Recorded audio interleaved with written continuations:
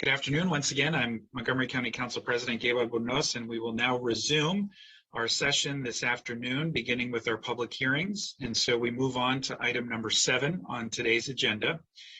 The Council will receive testimony on the Planning Board draft amendment to the Master Plan for Historic Preservation for the Potomac Overlook Historic District.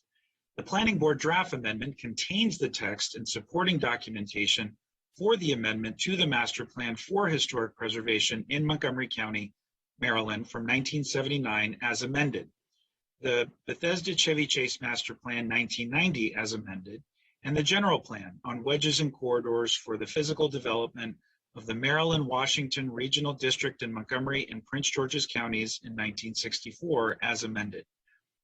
The amendment covers 19 houses located approximately 2.5 miles to the southwest of downtown Bethesda and overlooking the Potomac River.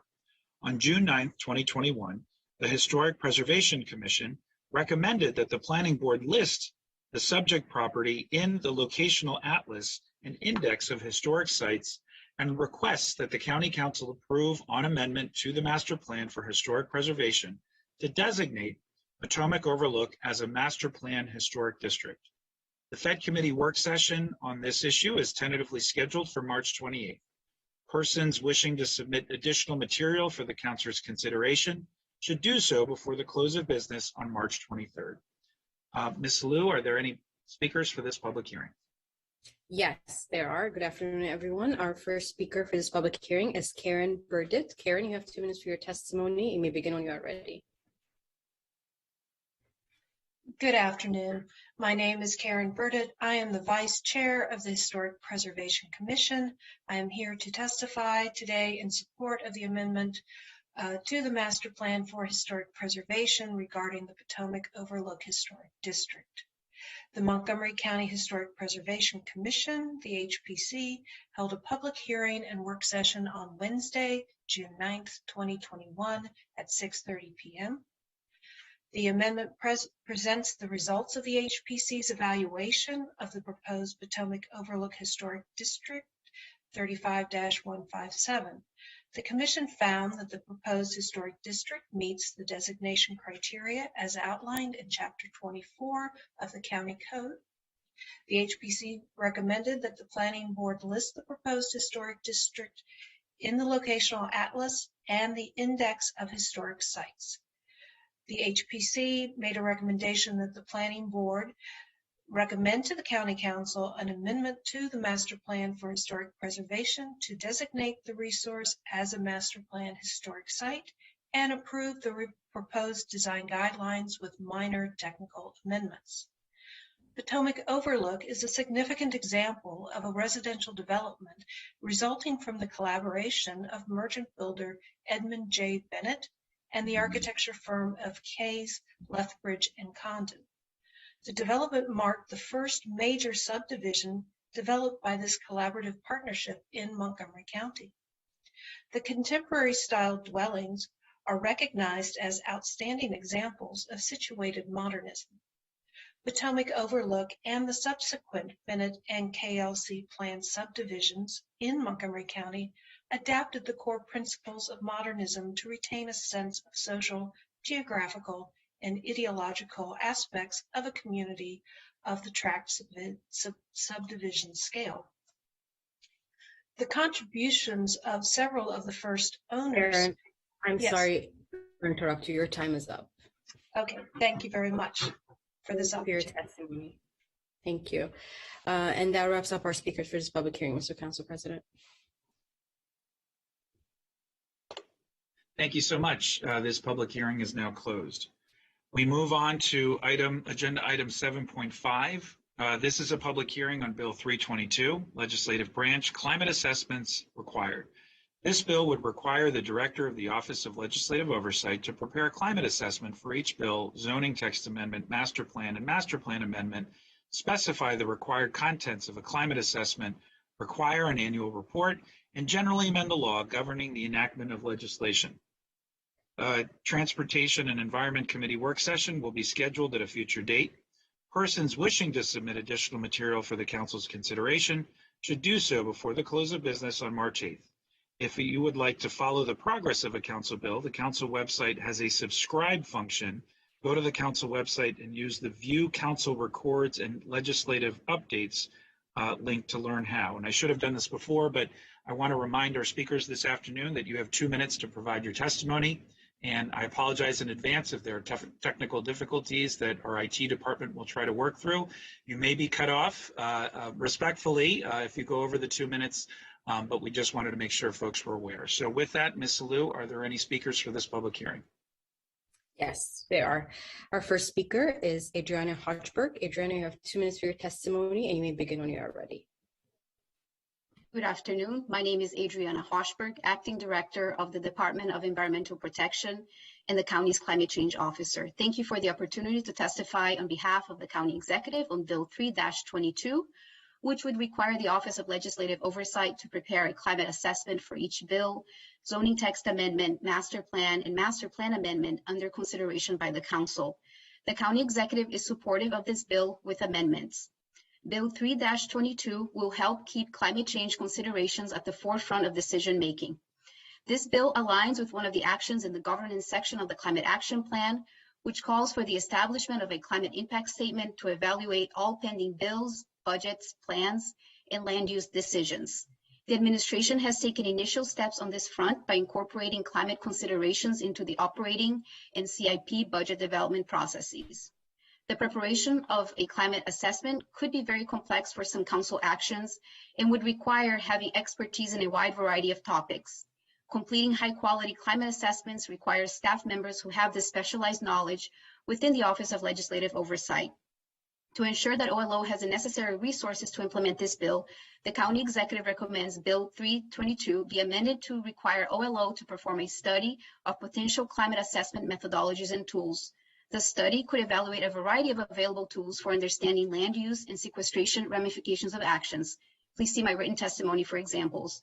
The evaluation of existing tools would assist OLO with more clearly defining potential assessment processes and the depth of analysis and resources required to accomplish such analysis.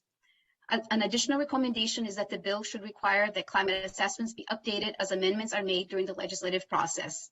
With these amendments and with a fuller understanding of the resources, staff, and methodologies required for completing high-quality climate assessments, Bill 3-22 will be helpful in factoring climate impact into the council decision-making processes. Thank you. Thank you for your testimony. Our next speaker is Casey Anderson. Casey, you have 2 minutes for your testimony. You may begin when you are ready. Hi, I'll keep this short. The Planning Board certainly supports climate analysis of land use proposals, including ZTAs. We do have some concerns about avoiding duplication with the existing legal requirements which were imposed on the Planning Department to produce climate assessments as part of master plans. We also want to make sure that there is some synchronization or division of responsibility between OLO and the Planning Department when we're analyzing master plans and ZTAs. Finally, we want to make sure that whatever climate assessment tools are developed are appropriate to the type of policy changes that are being studied. We think that some of the fiscal analysis, for example, from Thrive and the OLO's residue analysis of Thrive highlight some of the mismatches between the tools that are being used and the problems that are being studied by other parts of county government, including OLO, and we look forward to working with the county council to make sure that those are reconciled and harmonized. But I'll leave the rest to my written testimony and to the work session. Thank you for your testimony. Our next speaker is Herb Simmons. Herb, you have 2 minutes for your testimony. You may begin when you are ready. Thank you. I'm Herb Simmons in Silver Spring. I'm speaking just for myself.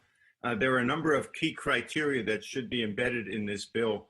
Number one, that any legislation should be looked at to see if it's consistent with the county climate action plan, with Thrive, with master plans, with functional plans like housing and transportation plans. Number two, that the co-benefits of a bill should also be looked at. You may have a situation where the greenhouse gas benefits are modest, but there's significant co-benefits. So the whole package needs to be looked at broadly. Number three, you need to look both at greenhouse gas emissions that are avoided inside the county and outside the county. The atmosphere doesn't care where they come from. And one of the goals of the county, by being a climate leader, is to encourage other communities to take action. That should be acknowledged in terms of looking to see whether a bill is structured to be able to do that. Number 4, and most critically, you need to be able to have the cost per greenhouse gas ton avoided or emitted looked at. You need to see how effective financially this is so you can compare it with other actions. And that analysis, both for greenhouse gas costs and the others, should go to the 2 target dates of 2027 and 2035. So as the assessment shouldn't simply be for 1 year, but for the key milestone years. Also, you need to direct that the embedded emissions, the emissions that basically occur before the building is put together, need to be analyzed. So those are 6 key things to look at. And lastly, I will say that I hope you will apply this to BEPS right now, whether or not the bill passes in time. I've seen no analysis of the greenhouse gas impact of BEPS. So please do that. Make that available to the public before you vote on it. Thank you so much. Thank you for your testimony. Our next speaker is Jeffrey Weisner. Jeffrey, you have 2 minutes for your testimony. You may begin when you are ready.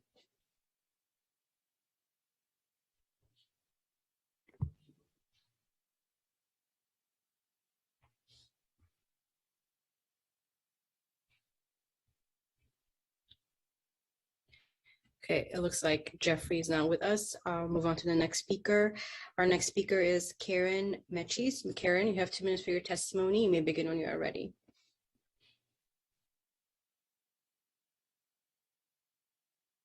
Great, thank you. I'm speaking for the Montgomery County Climate Action Plan Coalition. We applaud Councilman Huckers and Council President Albanez's leadership on this climate assessment bill, and we appreciate that all 9 council members are co-sponsoring it. The CAP Coalition supports this bill, and we urge adoption of some strengthening amendments. The county's 2017 climate emergency resolution called for reducing greenhouse gas emissions by 80% by 2027 and 100% by 2035, and for building resilience to stem the dire impacts of climate change. This bill will ensure that almost every decision you take contributes to achieving these goals and provides transparency about the climate consequences of your actions. To strengthen the bill, we request 4 meaningful amendments to Section 2, subsection 81D, echoing language in the Racial Equity and Social Justice Act. The climate assessment must be provided no later than 7 days before the public hearing to give time for public review and comment. Number 2, add the word quantity to clarify that the climate assessment must include an estimation of how much greenhouse gas mitigation will be achieved. Number 3, allow climate assessment waivers only for an expedited bill. And 4, in the annual report, require an assessment of the cumulative results of legislation that year to measure progress toward meeting the goals of the climate emergency. This legislation is an important component of an overall climate action strategy. To be blunt, we are disappointed that the Montgomery County Councils of 2018, 2019, 2020, and 2021 didn't do more to address this emergency. All of us in Montgomery County, especially those in underserved, distressed communities, already feel the worsening effects of climate change. Too much time has been squandered not to take immediate, comprehensive, consequential, and equitable action. So please, pass Bill 322 with these amendments and forge ahead with other impactful legislative climate priorities, especially passing the Building Energy Performance Standards Bill, electrifying our grid, eliminating the use of fossil fuel dependent vehicles. Karen, I'm sorry, your time is up. I'm sorry to interrupt. Thank you so much. Thank you for your time. Our next speaker is Nancy Wilkinson. Nancy, you have 2 minutes for your testimony. You may begin when you are ready. Thank you. Thank you very much, Council President Albanez, and all the council members. The Cedar Lane Unitarian Universalist Church Environmental Justice Ministry fully supports the Climate Assessment Bill 3-22 with amendments. This will help Montgomery County meet its climate emergency resolution goals of reducing greenhouse gas emissions by 80% by 2027 and 100% by 2035. As a faith group, holding respect for the interdependent web of all existence, of which we are a part, and the inherent worth and dignity of every person, the Council's unanimous support of and co-sponsorship of this important bill is outstanding, as Montgomery County may be one of the first counties in the U.S. to enact a climate assessment bill. Ensuring that every action and decision taken by Montgomery County will be assessed for climate will be critical as the county moves forward in its huge task of meeting these reduced emission goals. This is only one of many actions that will be required to fully address our climate emergency. Passage of the Building Energy Performance Standards Bill, movement away from dependence on fossil fuels, and the usage of community choice aggregation are also key to the county's success. We also support the 4 amendments just mentioned by the CAP Coalition leader. Finally, we agree with the CAP Coalition that annual statistics must be available for the county to monitor its compliance with the climate assessment bill. Thank you. Thank you for your testimony. And our next speaker is Kevin Walton. Kevin, you have 2 minutes for your testimony. You may begin when you are ready.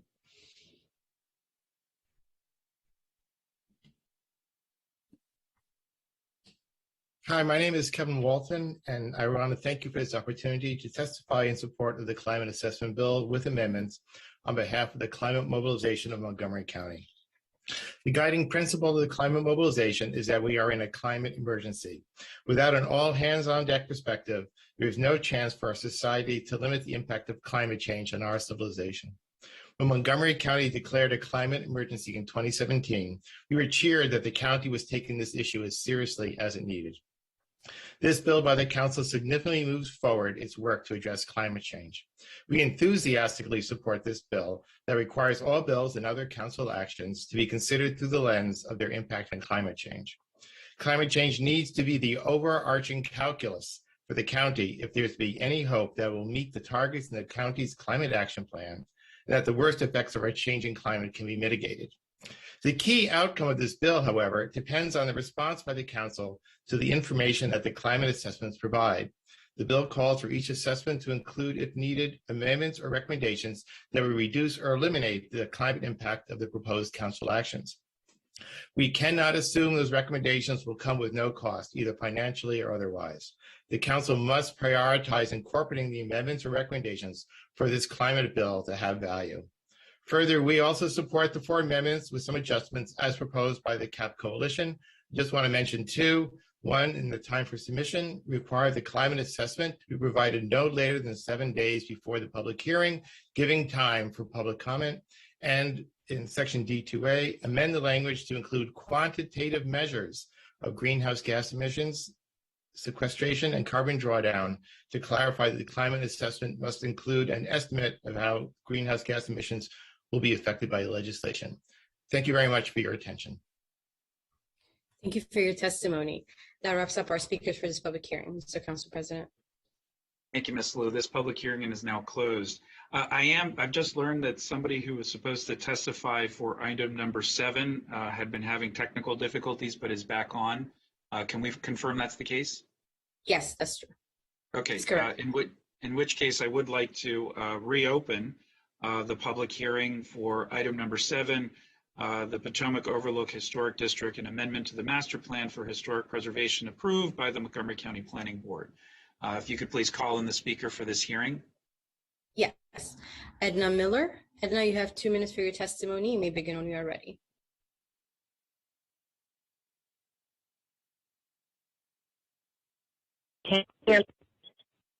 Hello. Hello? We can hear you. Yes, we can hear you. Oh, okay. Thank you. My name is Edna Miller. I live in Montgomery Village. I am in favor of including the architectural variety such as the modernist subdivision into the historic preservation as a category. I am a condo owner and I live in a large community, but here is a new community, and I would wonder if when you bring this community into the historic preservation, if Montgomery County will update the design guideline handbook for historic preservation that was issued in 1979. Will it be updated to include the overlook criteria and to identify current officials since 1979? Thank you very much for allowing me to give this testimony. Thank you for your testimony. That wraps up the speakers for that public hearing. Thanks, Ms. Miller. It was worth the wait. We appreciate you being on. This public Thank hearing you. is now closed. We now move on to item number 8, which is a public hearing in action. This is a public hearing on a special appropriation to the county government's FY22 operating budget for the Department of Health and Human Services in the amount of $5,403,397 for immunization and vaccines for children grant. Action is scheduled immediately following this hearing. Ms. Liu, are there any speakers? Yes. Vanessa Lamers. Vanessa, you have 2 minutes for your testimony. You may begin when you are ready.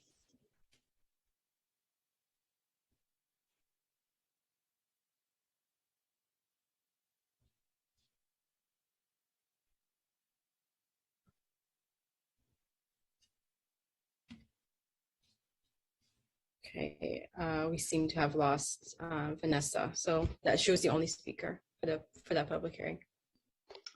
All right, so that then closes this public hearing. This is a hand vote as a special appropriation. Can I get a motion to move this forward? So moved. Moved by Councilmember Friedson, seconded by Councilmember Rice. All those in favor of advancing this special appropriation, please raise your hands. And that is unanimous. All right, that leads us to item number 9, where we shift to the district council session. And first, we will receive a briefing on the planning board draft of the Silver Spring and adjacent communities plan. This was rescheduled from that jam-packed day we had a couple of weeks ago. So I'll turn it over to Ms. Dunn to walk us through this packet. Good afternoon, everyone. So this afternoon, you will be receiving a briefing on the Silver Spring downtown and adjacent communities plan.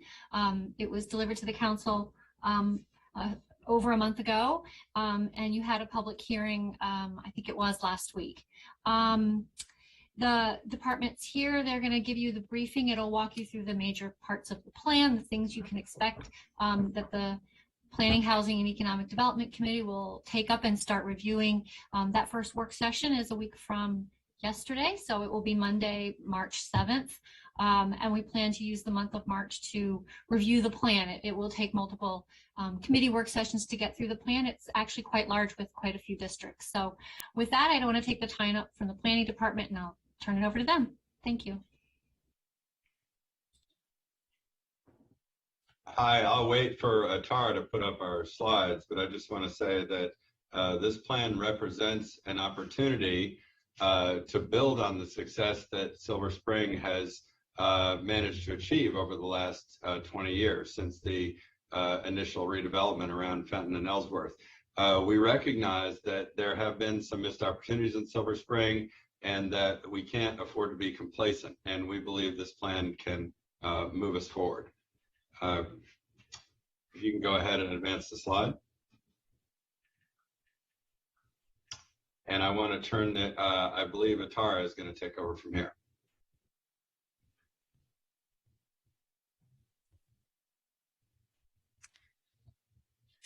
Thank you, Chair Anderson. So this plan really looks at a few really inventive opportunities and strategies. We look at how to incentivize development in downtown Silver Spring. When we analyzed the properties in the downtown, it revealed that there are millions of square feet of unrealized density that are mapped today. A significant amount of this density is sitting on truly underutilized sites occupied by one-story buildings or parking garages. And so the plan includes recommendations such as making the zoning more flexible and creating a really exciting building height incentive zone, which we'll get into more detail in a minute, and creating a fund which will help support civic investment in the public realm. One of the key ideas of the plan is also connectivity, and we're really focused on figuring out not just how to connect better within Silver Spring, but also connect to the communities beyond Silver Spring, even into DC. Within the plan area, one of the main points of this plan is relooking at Jessup Blair Park, truly reimagining it as a regional destination. Also, around the transit center, everyone's familiar with the ongoing construction and the introduction of the Purple Line, but this plan looks forward and says, how can we turn that transit center site and this, this spot that's bringing thousands and thousands of people daily into Silver Spring into a regional destination itself, and allowing the transit center and the properties right around it to potentially hold the tallest buildings in the county in the future. This plan looks ahead and looks at how to balance both affordable housing and market rate housing in Silver Spring, looking to provide places for everyone to live. And again, to the connectivity theme, which you'll see over and over again in this presentation, there's a system called the Green Loop, which we're going to introduce in a bit, that really speaks to strengthening the pedestrian and bicycle realm in downtown Silver Spring, connecting it to parks and open spaces, and bridging the rail, really knitting together the two sides of the downtown. To get more into some of the land use and zoning recommendations, the plan recommends equalizing the values for the maximum total density, commercial density, and residential density on all commercial, residential, or CR sites, providing flexibility for future development that does not exist today. For example, if a parcel is zoned CR, it would be CR5, it would be a C5 and an R5. So a building could be all commercial, all residential, or any combination of the two uses in order to reach its maximum development potential. The plan also creates a building height incentive zone, shown here in orange on the slide. Properties within the zone can significantly increase their heights up to a 150% increase above the mapped height to a maximum in most cases of 300 feet, which is the cap set today by the zoning code. As I just mentioned, at the transit center site, which is sort of in the center of the building height incentive zone, and the blocks surrounding, the plan proposes allowing even greater heights of up to 360 feet, which would allow these sites to become the tallest in the county.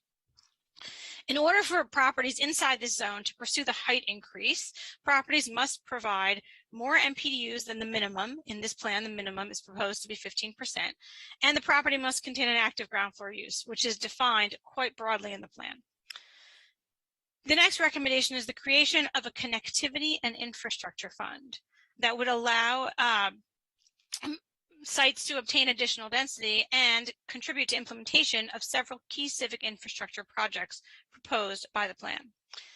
Contributions to this fund will be made by properties looking to obtain density to either reach their mapped height or the height increase they're receiving in the building height incentive zone, and we'll get into examples. So right here, it's a diagram showing two sample parcels modeled after things that we've actually seen happening in the downtown and with the parcels today. The parcel on the left is outside the building height incentive zone. Perhaps it's located in South Silver Spring. The blue bar represents the mapped density. Even after the existing mapped density is built, the property has still not reached its mapped height. Per the zoning code, there are two ways for a parcel to obtain additional density right now. Provide additional MPDUs for a residential development, and that's represented on the slide through the green, or obtain density from a nearby site via a process in the code called density averaging, represented here in the purple. The plan does not propose to change either one of those two methods, just adds a third option. Proposes that properties can obtain additional density needed via a contribution to the Connectivity and Infrastructure Fund at a cost per square foot basis for the additional requested density only, and that's seen here on the slide in the orange dashed line. On the right is a parcel located inside the building height incentive zone. This parcel has so much mapped density that even if all of it is built out, it would actually exceed the mapped height.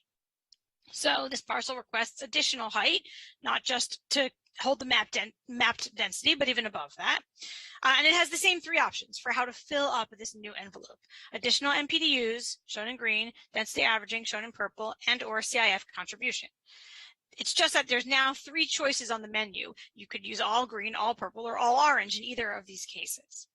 And in all cases, the contribution through the Connectivity and Infrastructure Fund is only made to obtain density not acquired through the other two strategies if those are employed. In any case, taking advantage of any of these opportunities Adding the density or adding the height if the property is inside the building height incentive zone is all entirely optional, and obviously projects can move forward under standard or optional method as they can today throughout the plan. To talk a little bit more about the Connectivity and Infrastructure Fund. So this applies to any CR property within the plan. You can obtain additional density by making a contribution, as we just explained. And the fund is going to be used to help support implementations of specific projects. The plan lists the transit center arrival experience, which is described as something that the plan proposes elsewhere in the document. A new bridge connection over the Metro Rail CSX tracks, which we'll talk about in a few slides. Public bicycle parking facilities, something that we don't have in sort of a large parking facility right now in downtown Silver Spring. The green loop improvements, which we'll talk about again in a minute. Select utility improvements, or any other project identified by the planning board that fits these criteria.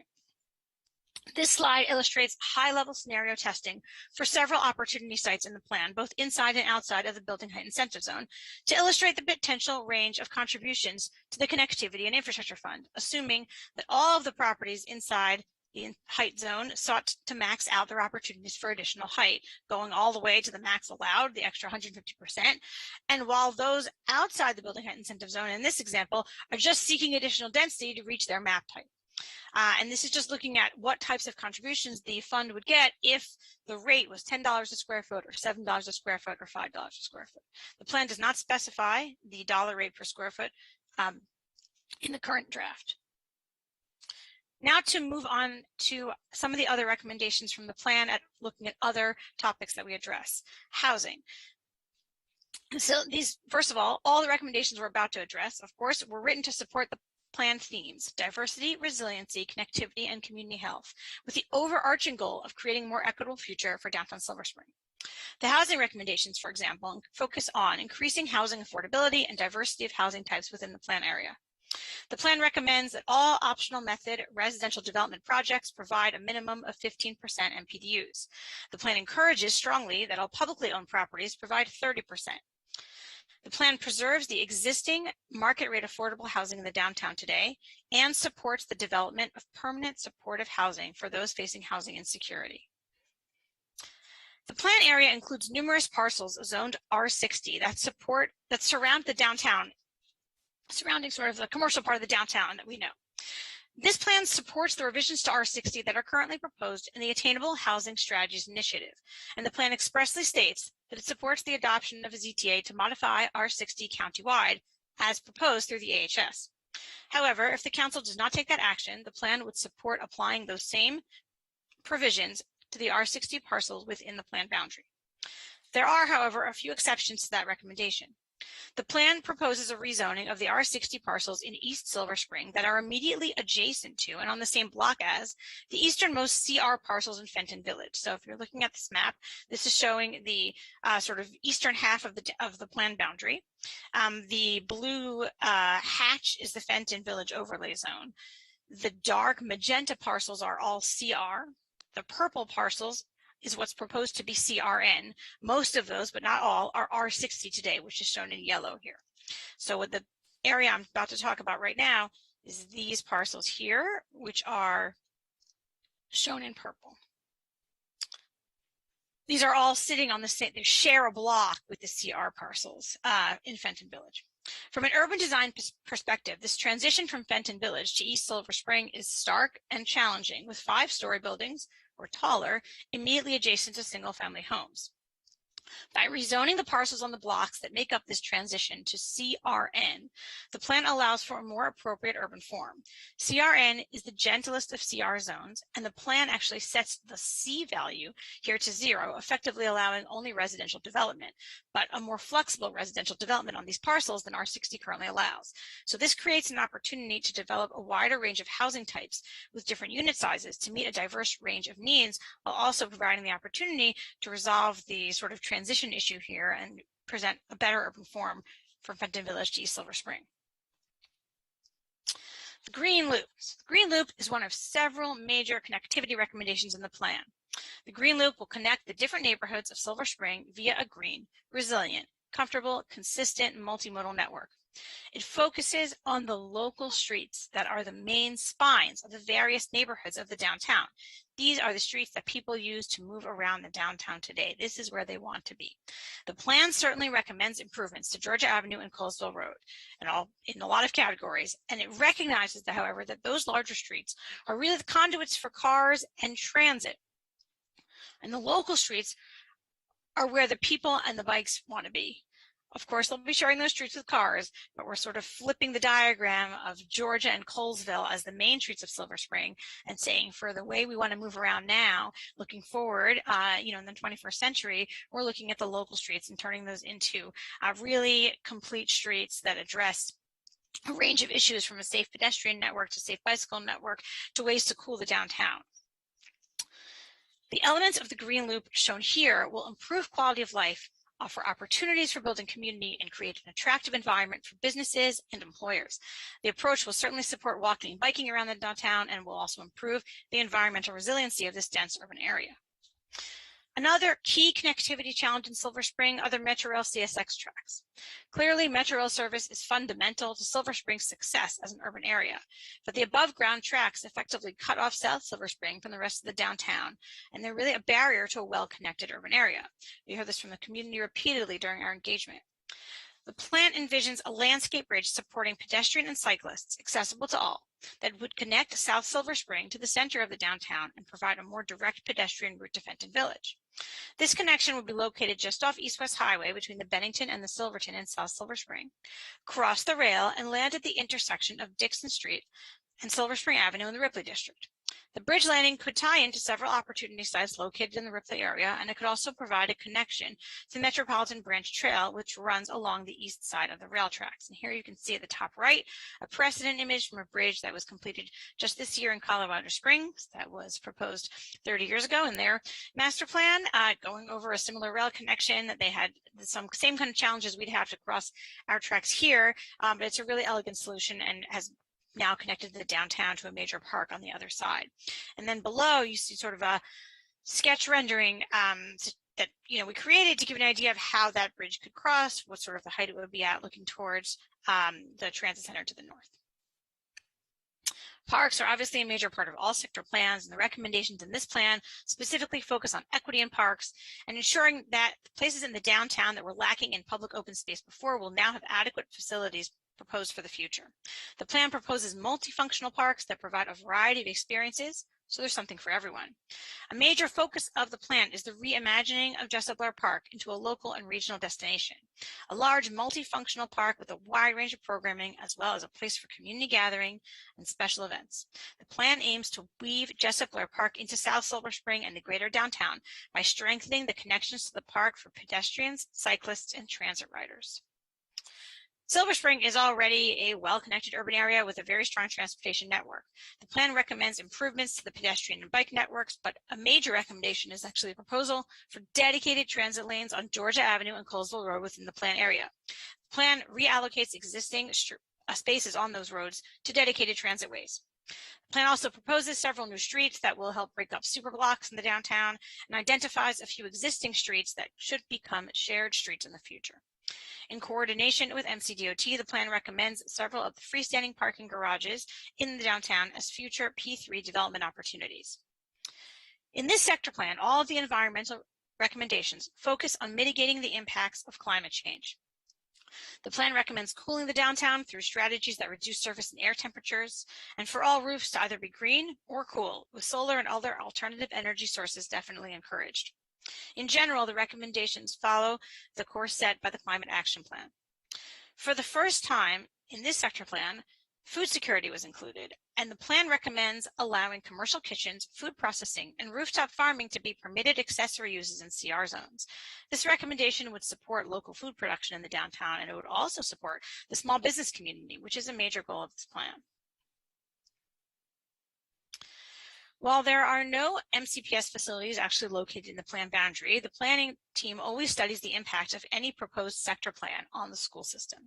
This plan includes a recommendation to consider locating a future innovative school facility in the downtown, perhaps a great reuse for an underutilized office building. In the historic resources section, the plan proposes that one building be considered for full preservation, although it wouldn't be preserved through this plan, which is the Weller's Dry Cleaning Building on Fenton Street in Fenton Village, shown here. As part of the research for this plan and the focus on equity, the historic preservation staff delved into the social and racial history of Silver Spring from pre-colonial times to the present. The work they did influenced many of the recommendations throughout the plan, but in particular, several of the recommendations in this section. Inspired by the Retail and Diverse Community Study, which is a study that the planning staff completed actually about a year ago in the beginning of 2021, that looked at how to support diverse retail clusters across the county, including in Silver Spring, Wheaton, Tacoma Langley, and a few other places. There are numerous recommendations actually that we didn't get to in this presentation that draw from that report in order to support the small business community here. But a unique one that we want to highlight here is that the plan recommends establishing a legacy and minority business registry that would honor and support the local independent businesses that have been staples of downtown Silver Spring for decades. Programs like this have been springing up around the country, and the plan really feels it would be a great opportunity to support the community in Silver Spring. The plan also recommends expanding the shared history of Silver Spring by finding new ways to publicly recognize the people and places that are part of the wider social and cultural histories of downtown Silver Spring that may not be well known by all. The first year of the plan was spent listening to stakeholders and envisioning the future of Silver Spring along with the community. We created this graphic as a way of summarizing the points we heard over and over and over again. We came back to this every time as we began writing the recommendations to ensure that the plan addressed each and every one of these issues.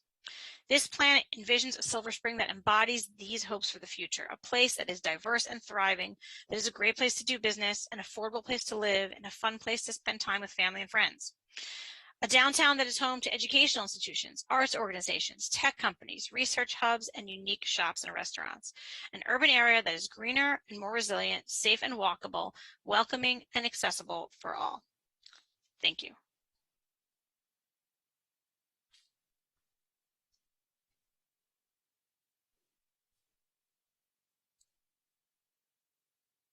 Thank you so much for that presentation, Ms. Margolis. Ms. Dunn, what are the, I'm sure there's going to be questions from colleagues, but are there any decision points here? I don't believe there are. This is just a briefing, but anything in particular that you recommend we focus on in our discussion with the planning board? You're on mute, Ms. Dunn. Sorry about that.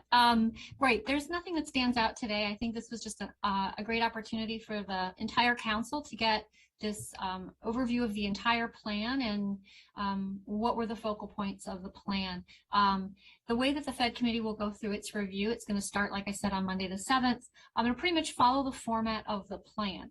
It will start with the introductory section, and then the plan provides 8 districts. It evaluates zoning, land use, urban design, recommendations, parks and open space by district to give you a sense of their uniqueness and sort of what they should look like in the future.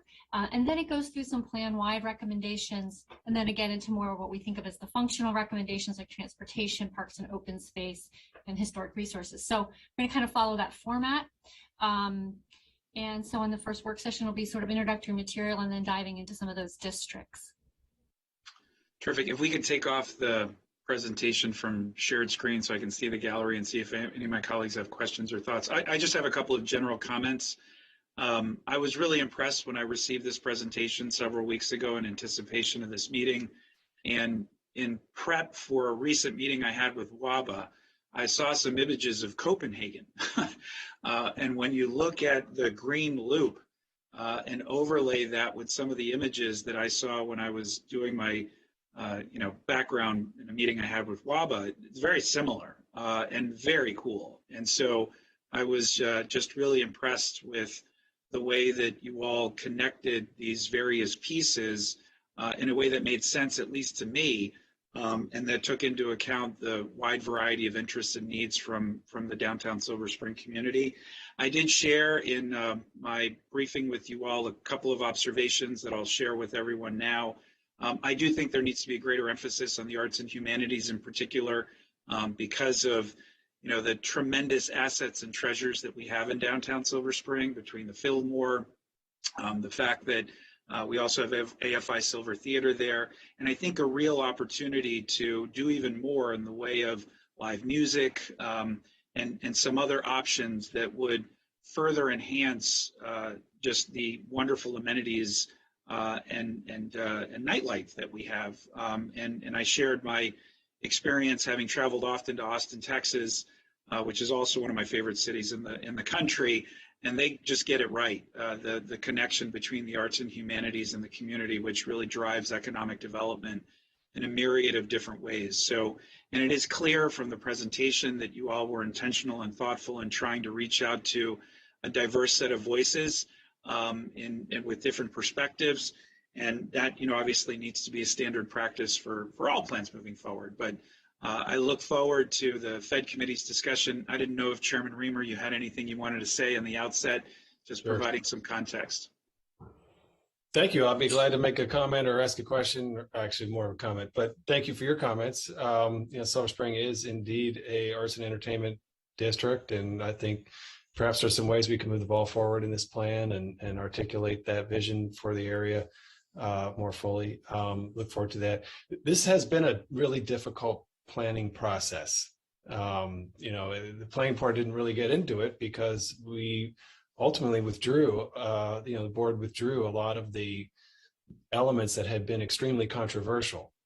And I think it's worth just noting that, there was a lot of conversation about whether some of the surrounding neighborhoods, might embrace more attainable housing types, duplexes, triplexes, and it really tore the community apart. It was tough. And I think what the board has come to us with is actually, I think, a very targeted and crucial implementation of the vision. So I'll be interested to hear more from the community about it. But you might have noticed in that photo of the Wellers Cleaners, behind the Wellers, there's two really, really tall apartment towers that were built, I think, in the 60s. It's actually I think it was famously part of that Diggs Council that rezoned lots of the county and then got tossed out. And you have a building there, it's like 10 or 15 stories, probably 10, 15 stories. And then there's a single family home right next to it.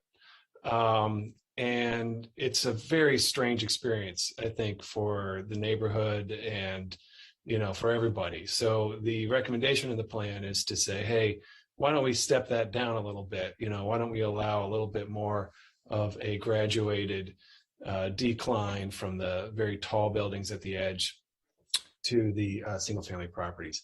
And, so far it seems to be something that the community is embracing, and I think would generate, if it indeed sticks, a lot of housing. It's very interesting. I'm excited about that.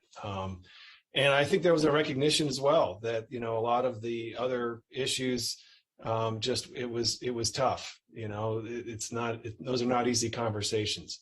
And maybe in some sense, there were larger issues at stake that we need to focus on. So, I just want to acknowledge that and, appreciate everyone's participation through what was a challenging process. I think the board has given us something that is badly needed that wouldn't have been possible, frankly, in our old way of thinking, but with more current thinking about where some of those housing types can be acceptable. I think the staff and the board have brought us something that is intriguing. On the downtown areas, I'm concerned about adding new costs for buildings to go to their full height. That's what we want. That's like taxing a good thing. And I'm concerned about our ability to get what we want under that approach. It's necessary. If we could get a building to go to 300 feet at the Metro, that'd be a great thing. That'd be a great thing. And it's really expensive to do that. And it's a huge risk. And, the additional housing or commercial that comes forward from going from 200 to 300 feet is a lot. And that's the public benefit. There's NPDUs in that, there's tax revenues in that. So I just want to say now, I'm concerned about taking the Bethesda overlay zone approach here. I want to take a real hard look at this because I want to make sure that all of the public benefits that we can get from buildings going high right around Metro, that we're not putting excessive costs or barriers in front of that, because that's a public good. That is a public good. This is not like taxing something we don't want. This is taxing something we do want. So I'd like to take a look at that carefully through the process. I'm dying to get the estimates about that bridge over the train tracks. If that was possible, that's intriguing. I mean, I think there's been this historic problem of connecting the two sides of Silver Spring, and if it's indeed feasible to get something on the books there as a plan for that, that'd be something, because I think it would help build a stronger downtown Silver Spring. So lots of elements here. There's going to be lots to take up. And Pam, could you just say again the timing for the process that you anticipate here? Because believe it or not, this is definitely caught up in even October's deadline to get anything through the council that changes zoning. It comes into play in a significant way on this plan. So Pam, can you share that? Of course, thank you. Yes, the goal is really to start with the Fed committee work sessions, like I said, on Monday the 7th, and to hold one a week. It's quite ambitious. There's a lot to the plan, as you've heard from the planners. It's full of new ideas and zoning recommendations and a lot of things that fit together. If we can get it through the Fed committee through the whole month of March, we will then hope to get it through the full council review during the month of April. And I know that is during the budget time, but this really does come into play with an election year. The sectional map amendment for a master plan, which does implement the zoning of the master plan, has to be approved by October 31st. And that sectional map amendment process is quite lengthy. And it has to follow after the council adopts the plan, the commission adopts the plan, then the planning department creates the sectional map amendment and sends it over to the council, and there's a public hearing before the sectional map amendment is approved. So it's quite lengthy. And the first step of it, though, is the approval of the master plan. So if it really can't be a plan that waits until midsummer to get approved, there won't be time to implement the sectional map amendment. And we don't typically have one council approve a master plan and ask a separate council to approve the zoning map that implements that plan. So that's why the two are tied together and necessary before October 31st. Thank you, Pam. Okay, back to you, Council President. Thank you. Wait, it's an election year? No, I'm just kidding. Sorry. Oh, just long day. All right, we've got Councilmember Hucker followed by Councilmember Friedson. Councilmember Hucker. Which is better, Council President humor or Dad humor? That's right. Neither's working today. I'm really grateful to the planning staff and planning board for all their work on this, and really grateful to all the residents who have shared their feedback as well. So thank you up front. I'm really excited to see how this will evolve through the Fed committee review. I agree with everything the council president said about Austin and so many other contemporary cities that are walkable and bikeable and full of arts and retail opportunities. That's what people have been asking for years. I love Silver Spring, and I really want to see it move forward and finally provide so many things that people have been asking for a decade and a half that I've been paying close attention. So I'm also glad to see all the points that were made about connectivity and accessibility and mobility. We need to make sure we're building a community that works for everybody, not just people with a car, and that we're putting together, that we're really forming a plan that is compatible with our climate goals, our racial equity goals, our Vision Zero goals. Those shouldn't be just talk. They should be commitments, and we should make the brick and mortar commitments to make those a reality and not just talk. I don't want a future council to be asking, what did we do to make those things a reality? Was that council just about ambitious commitments and not ambitious talk and rhetoric and not commitments? And we have a real opportunity to do that with this plan. And specifically, I'm very excited about all the, specifically about all the activity that we've seen on Newell Street since we closed that during the pandemic, and the new park that's envisioned at the NTB site as well. South Silver Spring, when I first door knocked in South Silver Spring in 2006, and Councilmember Glass was the Civic Association president, inviting me to a dessert taste-off. A lot of those buildings weren't even there. And there's 10,000 residents or more there that didn't even exist, and they deserve amenities as well. They've been asking for them for a long time. So grateful to the planning department and staff commission for proposing those two things. I really hope we can move forward on both Newell Street and then TB in particular. Thank you so much, Council President. Thank you so much. Councilmember Friedson, followed by Council Vice President Glass. Yeah, appreciate it. I'll be brief here and yield back certainly to the civic leader of this community, who certainly knows it extremely well. Appreciate all the work on this plan. I think that we all share in the interest of Silver Spring's vitality. Certainly, when we talk about the county's overall success economically, in terms of quality of life, in terms of housing, in terms of public safety, everything that we talk about, making sure that Silver Spring is reaching its full potential and firing all cylinders is really at the center of much of that conversation. We've talked about that here at this council before, and I know we will talk about it as we make it through this plan.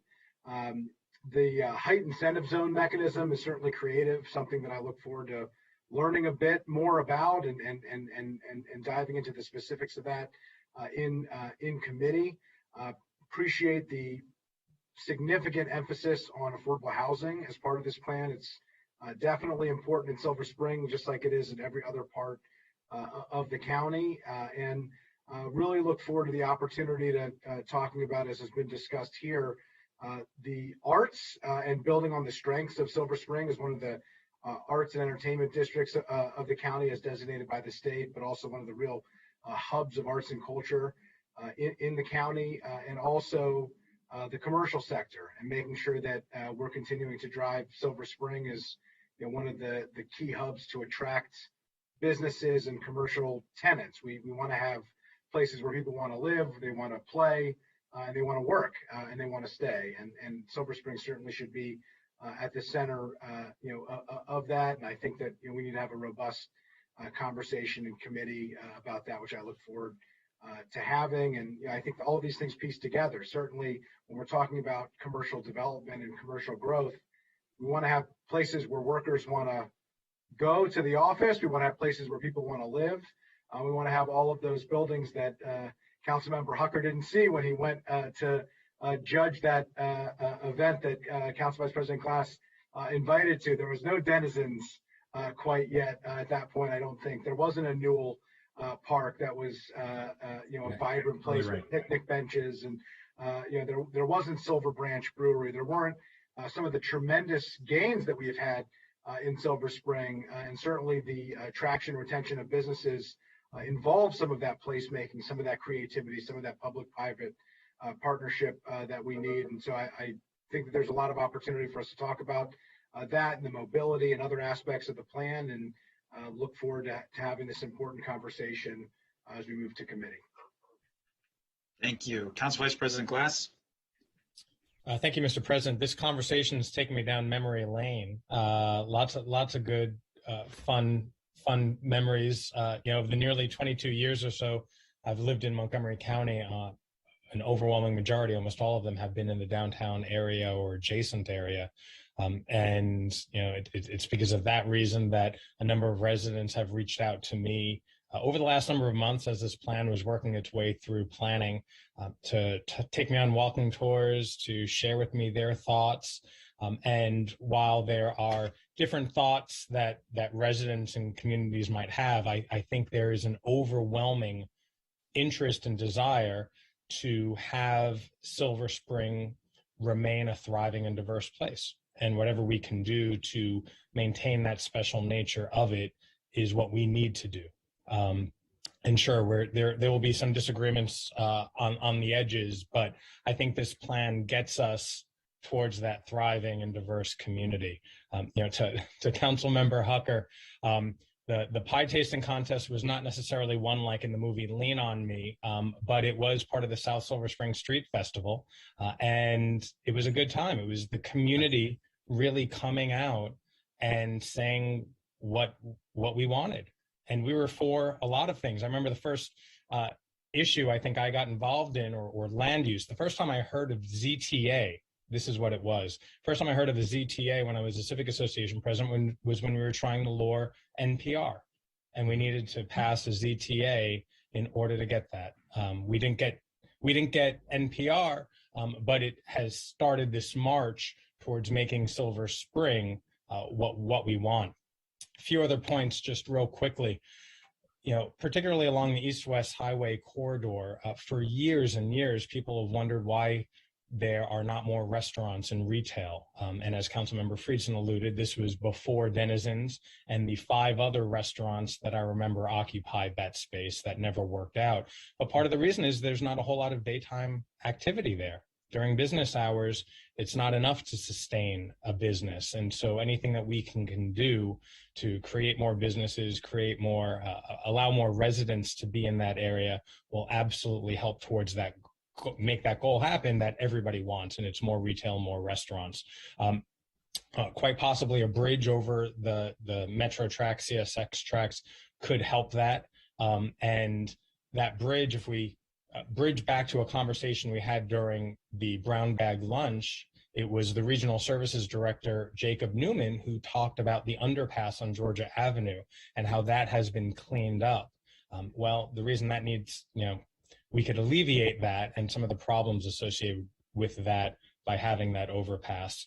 And then last thing real quick, regarding connectivity, Jessup Blair Park. I think the idea to reinvigorate Jessup Blair Park is a great one. It is a severely underutilized and also historic park, but part of the reason people don't go there and it's not activated to the extent possible is because you have to cross Georgia Avenue, which is terrifying for so many people. I used to live across the street, and many of my neighbors, including we didn't go to Jessup Blair because there were safety issues. And so tying it all together, the better connectivity, the better walkability, implementation of Vision Zero will help with the entire CBD, revitalization, growth of it, but then also the parks and the other corridors too. So I'm excited to continue having this discussion as it works through Fed and appreciate all the work that the planning department did to get us to this point. So thank you very much, and I yield back.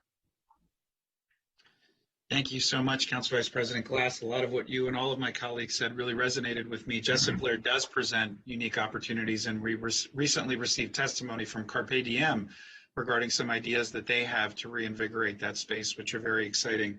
And I'll note also, and Councilmember Friedson alluded to this, but obviously the commercial options and partners and business partners that we have in downtown Silver Spring are vitally important to making sure that it remains a vibrant community. So I do very much look forward to the Fed committee sessions that will be coming up. And I know we're in really great hands under the leadership of Chairman Reamer and his colleagues. And I may pop in for one or two of these because this is something really important, I know, to me and all of us. So thank you all very much. We're going to move on to item number B within our district council session, which is a briefing on the planning board draft amendment to the master plan for historic preservation, Potomac Overlook Historic District. Ms. Dunn, I'll turn it over to you for this one as well. Great, thank you. Yes, this afternoon you'll have, you've already had the public hearing, you had 2 speakers on it, and you now have the planning staff that are working in historic preservation who have been working on this for quite some time and taken this through the Historic Preservation Commission and then created the amendment and have put it through the planning board and now up at the council. So without that, I'm going to turn it over to them so they can give you the overview and provide you with the slides to educate you on what this amendment does. And on this one, I'm going to lead off and then turn it over to Rebecca Ballo, who is our Historic Preservation Supervisor. For the record, Gwen Wright, Planning Director. And many of you know that historic preservation is near and dear to my heart, that I was the Historic Preservation Supervisor in the county for many years and went through the process that Rebecca is going through now of designating quite a few historic districts. We haven't brought you an amendment to designate a historic district in a number of years. And this is a very exciting amendment, both because it is one of our first mid-century modern historic districts that you're going to be hearing about. Also because Rebecca and her team have done an amazing amount of research about some of the residents of this small historic district and the amazing contributions they've made. I will say just briefly in answer to the question from the second speaker in the public hearing, the 1979 Historic Preservation Design Guidelines have actually been updated multiple times. We have, for a number of our other historic districts, created specific design guidelines for Tacoma Park, for Chevy Chase. And that is true for this particular historic district as well. There is an accompanying set of design guidelines that were developed with input from the community while the whole district was being developed. So each of those design guidelines that we've done over the years, including this one, do amend those original set of design guidelines that were done those many years ago. With that, I'm going to turn it over to Rebecca. Thank you so much, Director Wright, and thank you, members of the council and Ms. Dunn for the introduction. So for the record, my name is Rebecca Ballo, and I'm the supervisor for the Historic Preservation section. I'm also joined by Jason Sartori, our division chief, and John Lieberts, our Historic Preservation Planner Coordinator, who authored much of the plan amendment that you have in front of you. I'm going to just share out my screen now. Okay. One moment. All right, and that's showing up for everybody? Wonderful, thank you. So again, this is our briefing for you on the Potomac Overlook Historic District Amendment to the Master Plan for Historic Preservation. So I'll just begin with our recommendation. So the Planning Board recommends that the County Council find that the Potomac Overlook Historic District meets the designation criteria as outlined in Chapter 24A of the County Code and approve an amendment to the Master Plan for Historic Preservation to designate Potomac Overlook as a Master Plan Historic District. I'd like to walk you through briefly our public process and outreach that our section undertook for this project. In the summer of 2019, we were contacted by the neighbors, by the neighborhood in Potomac Overlook, requesting that our office consider their neighborhood for designation as a master plan historic district. The neighborhood had already been found eligible for the National Register of Historic Places. The neighbors presented a petition to our office signed by a majority of the residents with this request. In 2019 and 2020, historic preservation staff conducted an architectural survey. And then in 2020 and 2021, we prepared the designation report and design guidelines that you have before you. In the spring of 2021, so almost a year ago, we conducted a series of meetings with the neighborhood to present them with our findings and our research and to get their feedback on the design guidelines and the report. Our public hearing and work session and action item was held at the Historic Preservation Commission in June of 2021, where we received unanimous public comment in support of the designation. And then on November 18th of 2021, the public hearing work session and action item was held at the Planning Board, where there was also unanimous support for the designation expressed from the community, and it was a unanimous vote out from the Planning Board. Briefly, just to touch on kind of the decision tree under the law for this. So as was mentioned earlier, the Master Plan for Historic Preservation is, it also amends the general plan for the county. The designation criteria for historic properties fall into basically two buckets. In Chapter 24A, there are criteria that deal with historical and cultural significance and criteria that deal with architectural and design significance. And Potomac Overlook Historic District meets several of these as detailed in your report. So I'm going to start now with just a brief overview of the architectural and historical significance of the district. and help orient you to the neighborhood that we're talking about.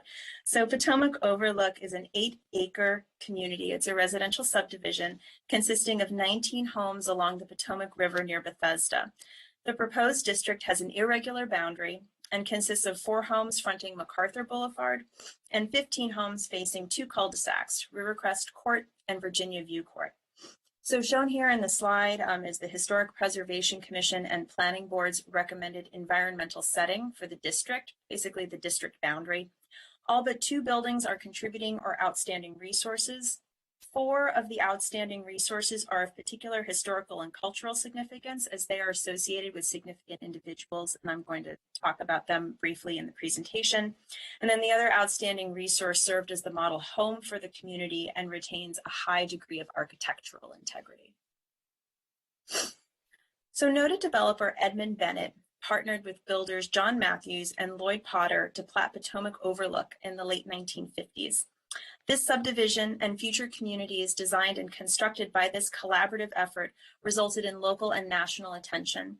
In addition, Arthur Keyes, Donald Lethbridge, and David Condon all had distinguished careers and were leaders in their respective professions of architecture and community design.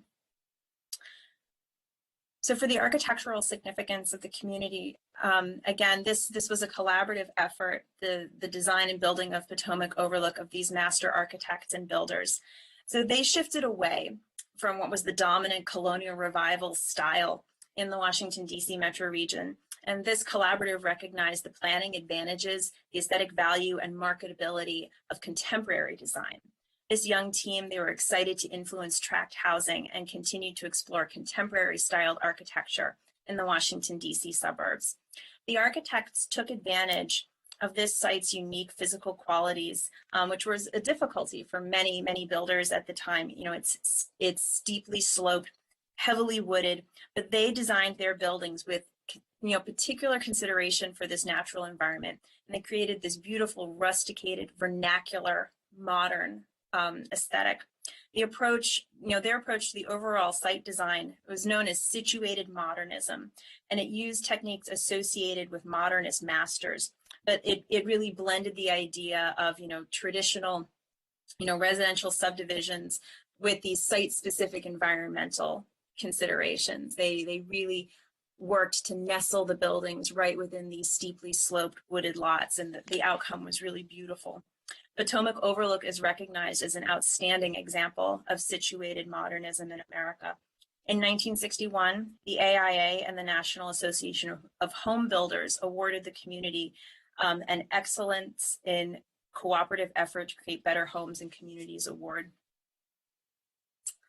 So now to talk about the cultural and historical significance of some of the earliest residents.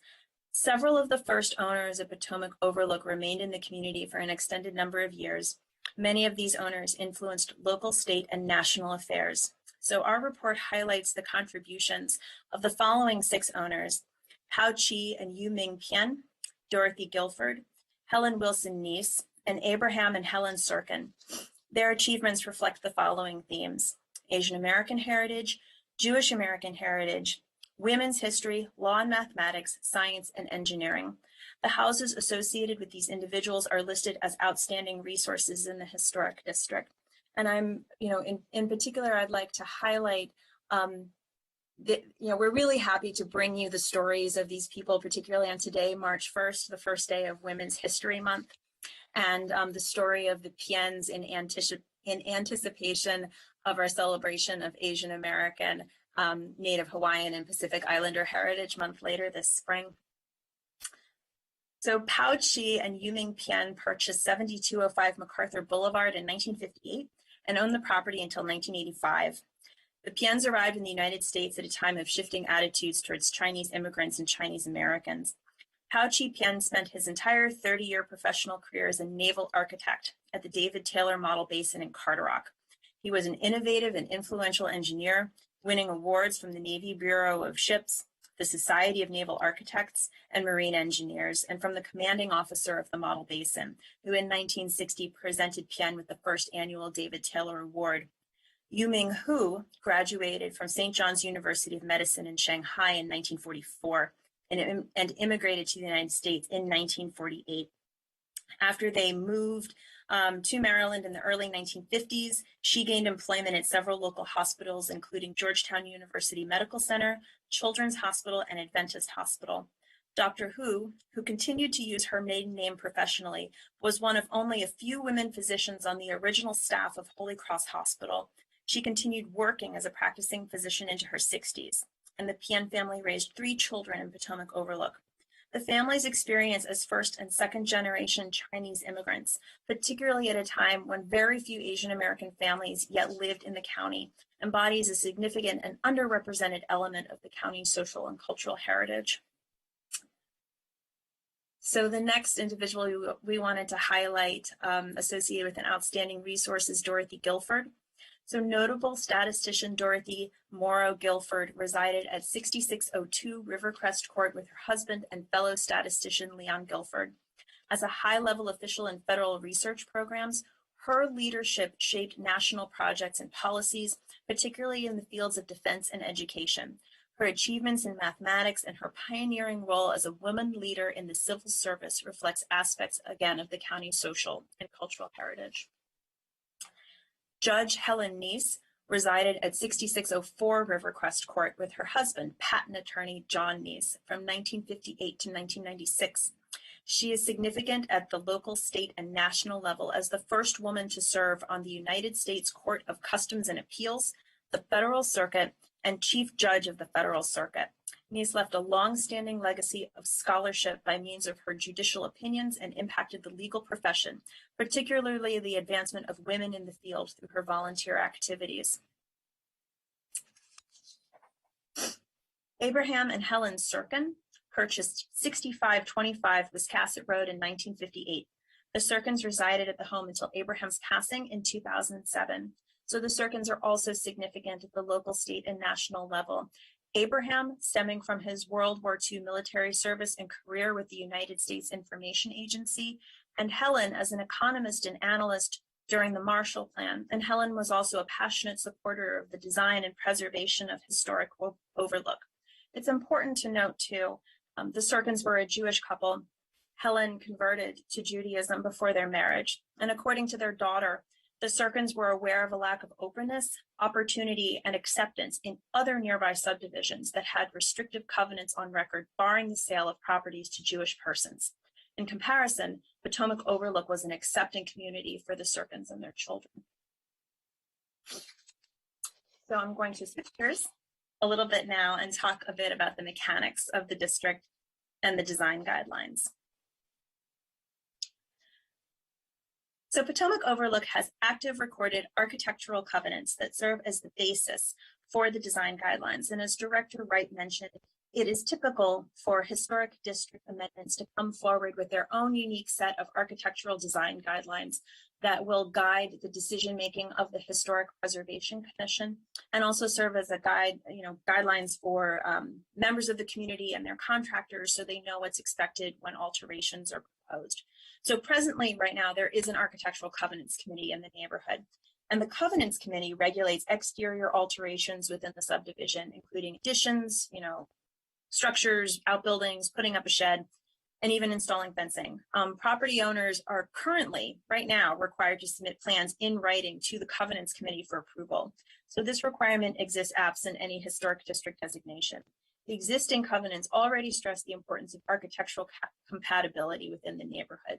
So we wrote these design guidelines in coordination with the neighborhood to rely upon the existing framework that they've already had in place for many decades.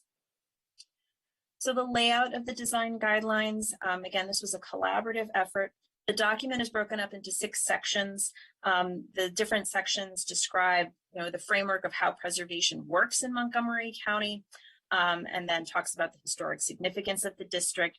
And then each of the other sections outline, treatments for renovation, how existing additions could be added on to these buildings. We talk about the design objectives for site elements, and then a glossary of terms. This is really the user-friendly document. The design guidelines is for the most part. This is what people in the neighborhood are going to be using for years to come. This is what they're going to be handing over to their contractors and their architects, and this is their roadmap for how to work with us, through the process of renovations. We also have, as part of it, the easiest kind of format that we can have that will describe for the owners and for their contractors when is a HOP required in this chart. A HOP is a historic area work permit. So we detail for them when would they need to go to the HPC, when could the staff approve an item, and what items would not need any permitting review at all. So then for the planning board recommendation, and overall, the planning board finds that Potomac Overlook satisfies 4 designation criteria as listed in Chapter 24A of the County Code, and that the neighborhood retains outstanding historic integrity, certainly sufficient to express what we call its period of significance. And I'll just conclude by reiterating my first slide that the planning board recommends that the council find the historic district meets the designation criteria in Chapter 24A, and that the council approve the amendment to the master plan for historic preservation to designate Potomac Overlook as the master plan historic district. And that concludes my presentation, and I'm happy to answer or respond to any questions or comments. Thank you.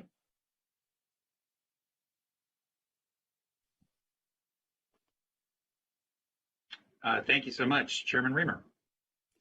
Thank you so much. Really enjoyed the presentation. Going to have to go get over there and walk that neighborhood soon. Look forward to taking it up at committee, and thank you to Ms. Ballo and the whole team for a lot of great work. Well said. I don't see any other comments from colleagues, but that was a fascinating presentation, one of the more interesting ones I've seen in a while. Oh, Councilmember Jawando, sorry. Thank you. That's all right. Just want to echo the comments, Ms. Bell. I always enjoy the work of your team. You do really, really important work. Can't understand where you're going if you don't understand where you've been. And this is particularly poignant, and maybe we'll take a Fed hike over there or something, but I'd like to do that as well. So really, really appreciate it. Look forward to taking it up in committee. Thank you.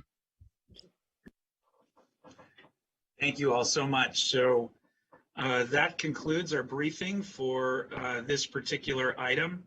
Thank you all again for that presentation. Look forward to the Fed committee sessions on that.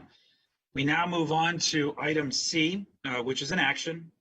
This is a resolution to extend the time for the council to deliberate and discuss Thrive 2050 and shift from March 20th to May 19th, 2022. As colleagues will recall, in our last work session, Ms. Dunn articulated that we have 180 days from which the planning board draft is presented to the council to review it, but then have the opportunity to extend in 60-day increments. And I'll note once again our appreciation to the Fed committee, who had 9 sessions, and we've had deliberations, obviously, as the full council, and we will have some more in just a moment or two, but that is the reason why we are proposing the extension of an additional 60 days to make sure we work through this document and give it the time and space that it deserves. Any comments or questions or thoughts regarding this extension request? Okay, this is a hand vote. Can I get a motion to extend the council action time on Thrive from March 20th to May 19th? So moved. Moved by Councilmember Jawando. Seconded by Councilmember Rice. All those in favor, please raise your hands. And that is unanimous. Which takes us to our work session. Item number D, which is an extension of the conversation that we had just before recess. And just for context and background to remind us all where we are, we received a briefing and updates from Dr. Elaine Bonner-Tompkins and our OLO team on the racial equity analysis from Thrive. We also received a general overview from Ms. Dunn on the project and where we are. She reviewed gave an overview of the discussions that have been held within the planning board, as well as the community sessions that have been carried out through our regional service centers as requested by this council. And we've also had, of course, the 2 public hearings, and all in an attempt to make sure that as many diverse voices are heard in this critically important issue. But as was noted in the very thoughtful recommendations set forth by Dr. Bonner-Tompkins, there is a feeling that we want to make sure that especially those voices are heard that would be potentially the most directly impacted by some of the recommendations within Thrive, that we look to providing some assistance and help with our incredible team and extending our reach to hear from those voices. But also, and so we had requested that the team come back to us with a series of recommendations on how to achieve that with a date certain and a general scope of work that is reasonable and that attempts to address the issues and concerns that have been raised. And I'll note, just before turning it over to Pam and Dr. Bonner-Tompkins to provide that report, as I stated during our last session, it's clear to me in my conversations with my colleagues that this council is committed to moving Thrive forward, but we want to do so in a thoughtful fashion to ensure that all voices are heard, because this is a document that, as we all understand and respect, is going to have some pretty significant implications for the future direction of our community. I also want to note that Chairman Reamer has a suggestion and thought that he has shared with me, and he will soon share with our colleagues and our broader community here, which I think has a lot of merit and gets to at least some of the concerns that have been raised thus far, especially around the issue of attainable housing. So after the update from Dr. Bonner-Tompkins and Ms. Dunn, Chairman Reamer, I will turn it over to you to talk about that concept and idea, and we'll go from there. And then, colleagues, we will then decide and confirm what the action steps will be taken by staff so that we can come back in an informed way and continue this discussion moving forward. So with that, I yield to you, Ms. Dunn and Dr. Bonner-Tompkins, to share your recommendations on how to ensure that even more diverse sets of voices are heard in this issue. Thank you so much. So what you have in front of you is the staff report that we've worked on since getting direction from the council's body. I guess it was 2 weeks ago. And what we've laid out is a path that we think would provide us with the most meaningful participation by people of color and low-income communities. And staff suggests that the council hire a consultant in the field of racial equity and social justice, as this would provide the necessary expertise and focused time and attention that staff are unable to extend during the council's budget process. The primary goal of that consultant effort would be to obtain recommendations and input from communities of color and low-income residents on each of the policies and practices put forth in the Fed committee draft. Staff suggests that the consultant, as part of its proposal, identify the best option for obtaining that input from communities of color and other underrepresented communities, such as creating a stakeholder advisory group. A second goal of this effort would be to obtain assistance in drafting a new chapter that describes the historical and current drivers of racial and social inequities in land use, housing, and transportation. We do recognize that the timing of the consultant assistance is critical to the ongoing review of the plan. We recognize that the council expressed their commitment to addressing the concerns raised in the racial equity and social justice review, and to continuing with the review of the plan with adoption to occur before October 31st. So based on this, staff would do everything possible to expedite the process of hiring a consultant with the goal of releasing a solicitation within a week or two. That would be followed by as brief a response window and selection process as is practicable. And then this would facilitate work sessions in July. We would request that the final report from the consultant effort be produced no later than July 1st, 2022.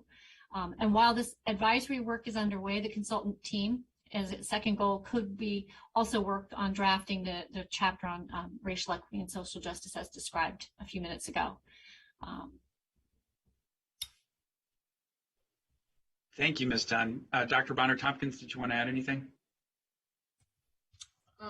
Good afternoon. No, Pam definitely summarized our collective work together to prepare the memo and give you thoughts about where we think the council should go next. So we're good. Thank you. Thank you. And I'll note that obviously this consultant will not be able to do this on his or her own. They will certainly have the support of our central staff, as well as all of my colleagues and I, in extending our reach to the respective communities, and we'll leverage some of our community partnerships and the assets that we have within our regional service center directors, but also the planning board as well. So we anticipate that this person or persons will help facilitate and manage this process, but they will not do so in isolation.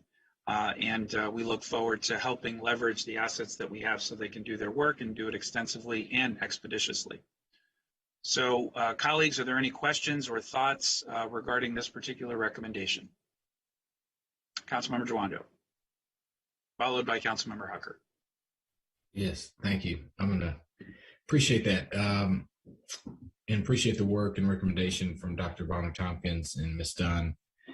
I think a couple things. It's going to be really important because of what this is. You know, who we get is just as important as getting somebody.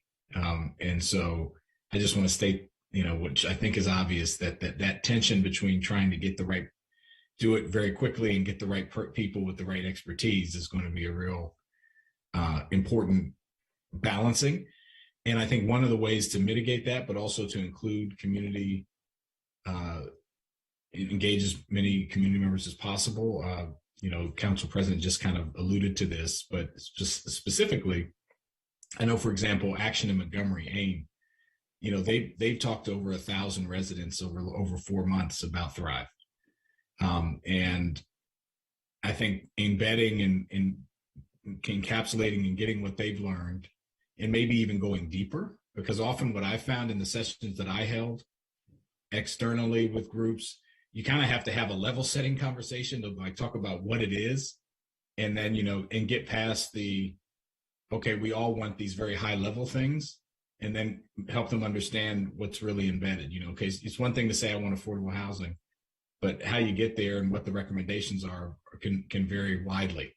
And I almost think that for whoever it's going to be, and I think it needs to probably be a team of people, not one person. That's my other opinion on this, is that they should leverage what's been done at planning, what's been done with us, that we've put together the sessions, and what's been done in the community to go that next level down to get to those deeper understandings. And that'll produce, I think, the most fruitful feedback and input for us. So I just wanted to say that for everyone's benefit, and as we're trying to design the RFP and think about who we want. And I'm totally, as the Council President said, willing to help and give feedback, because I think this is going to be, you know, it hasn't been done a ton of times. So we're kind of figuring that out as we go as well. So thank you, Mr. President.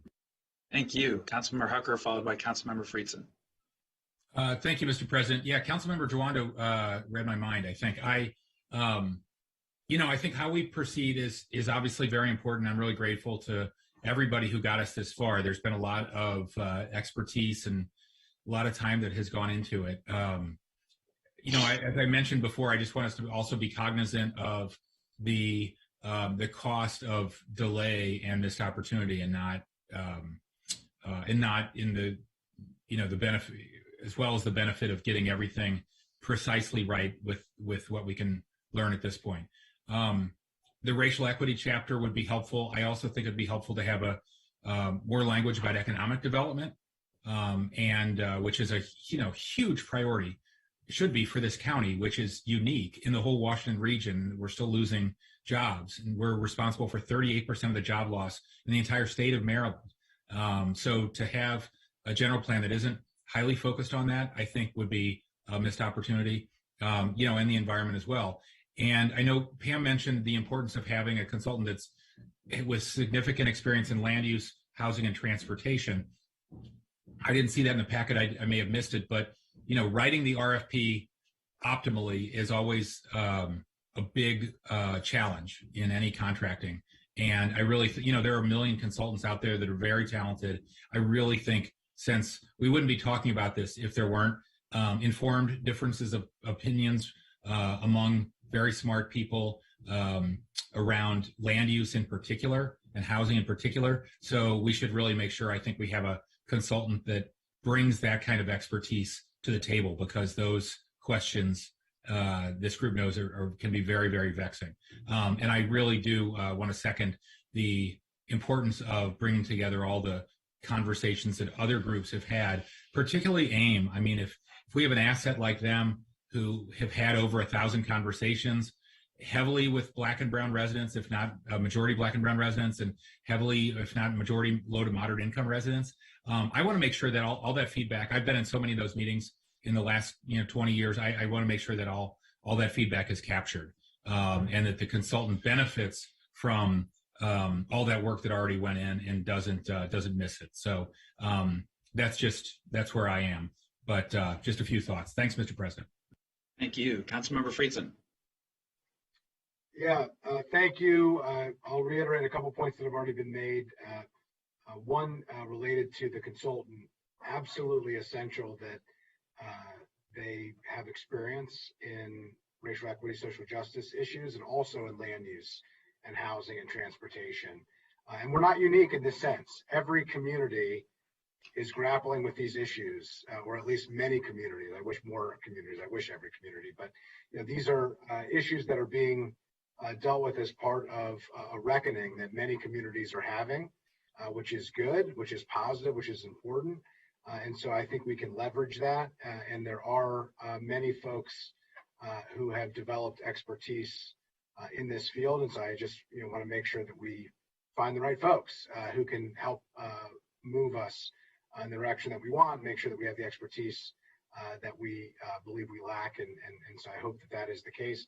I also think that it's important that we have very specific guideposts here for everybody involved, including the fact that we just extended to May 19th. That's what the law allows us and requires us to do. But we've set a schedule now that's going to go well into the summer. And so it would be helpful to know, how many extensions are we expecting? When are those votes going to take place? Once we get this report by July 1st, which is what is being set forth here, what are the sessions scheduled for? What are those dates? Let's put those out there in the next 2 weeks. As we develop this solicitation, the consultant that is bidding on this should be aware of what that commitment is and what the timeline is. The public and all the stakeholders need to be aware of what that timeline is. How many sessions do we believe this is going to take? Of course, we may need to adjust, we may need to adapt, but I think it's important that we go to the end of the process of where we see this going, and then we back ourselves into what we think we can actually accomplish, and then we hold ourselves accountable, being willing to adjust as is reasonable and appropriate as we move forward and communicate with residents throughout the process. I also think it's important that we come back and announce in a very accountable and public way any changes to this. What is the status on the solicitation?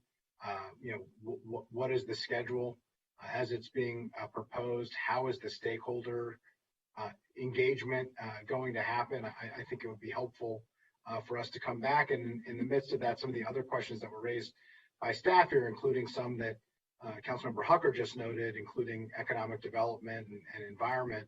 If we are going to make changes to those, I hope that we can start that work now and include that as part of the engagement. The last thing that I want to have happen is for a high-level decision to be made as part of the engagement process, but then not be able to engage what the results of some of those changes and recommendations are. And so if we are going to make changes, the whole aspect of this is it has to be an iterative process, but we want to make sure that we're engaging in an appropriate way. So I hope that we can start some of that work at the staff level at least, and make sure that we're getting engagement on it as part of the process, which I do believe is what staff is proposing here. And I just wanted to note that and highlight that and think that would be appropriate. So biggest point here though is let's get let's put the points on the board. Let's get the dates on the schedule.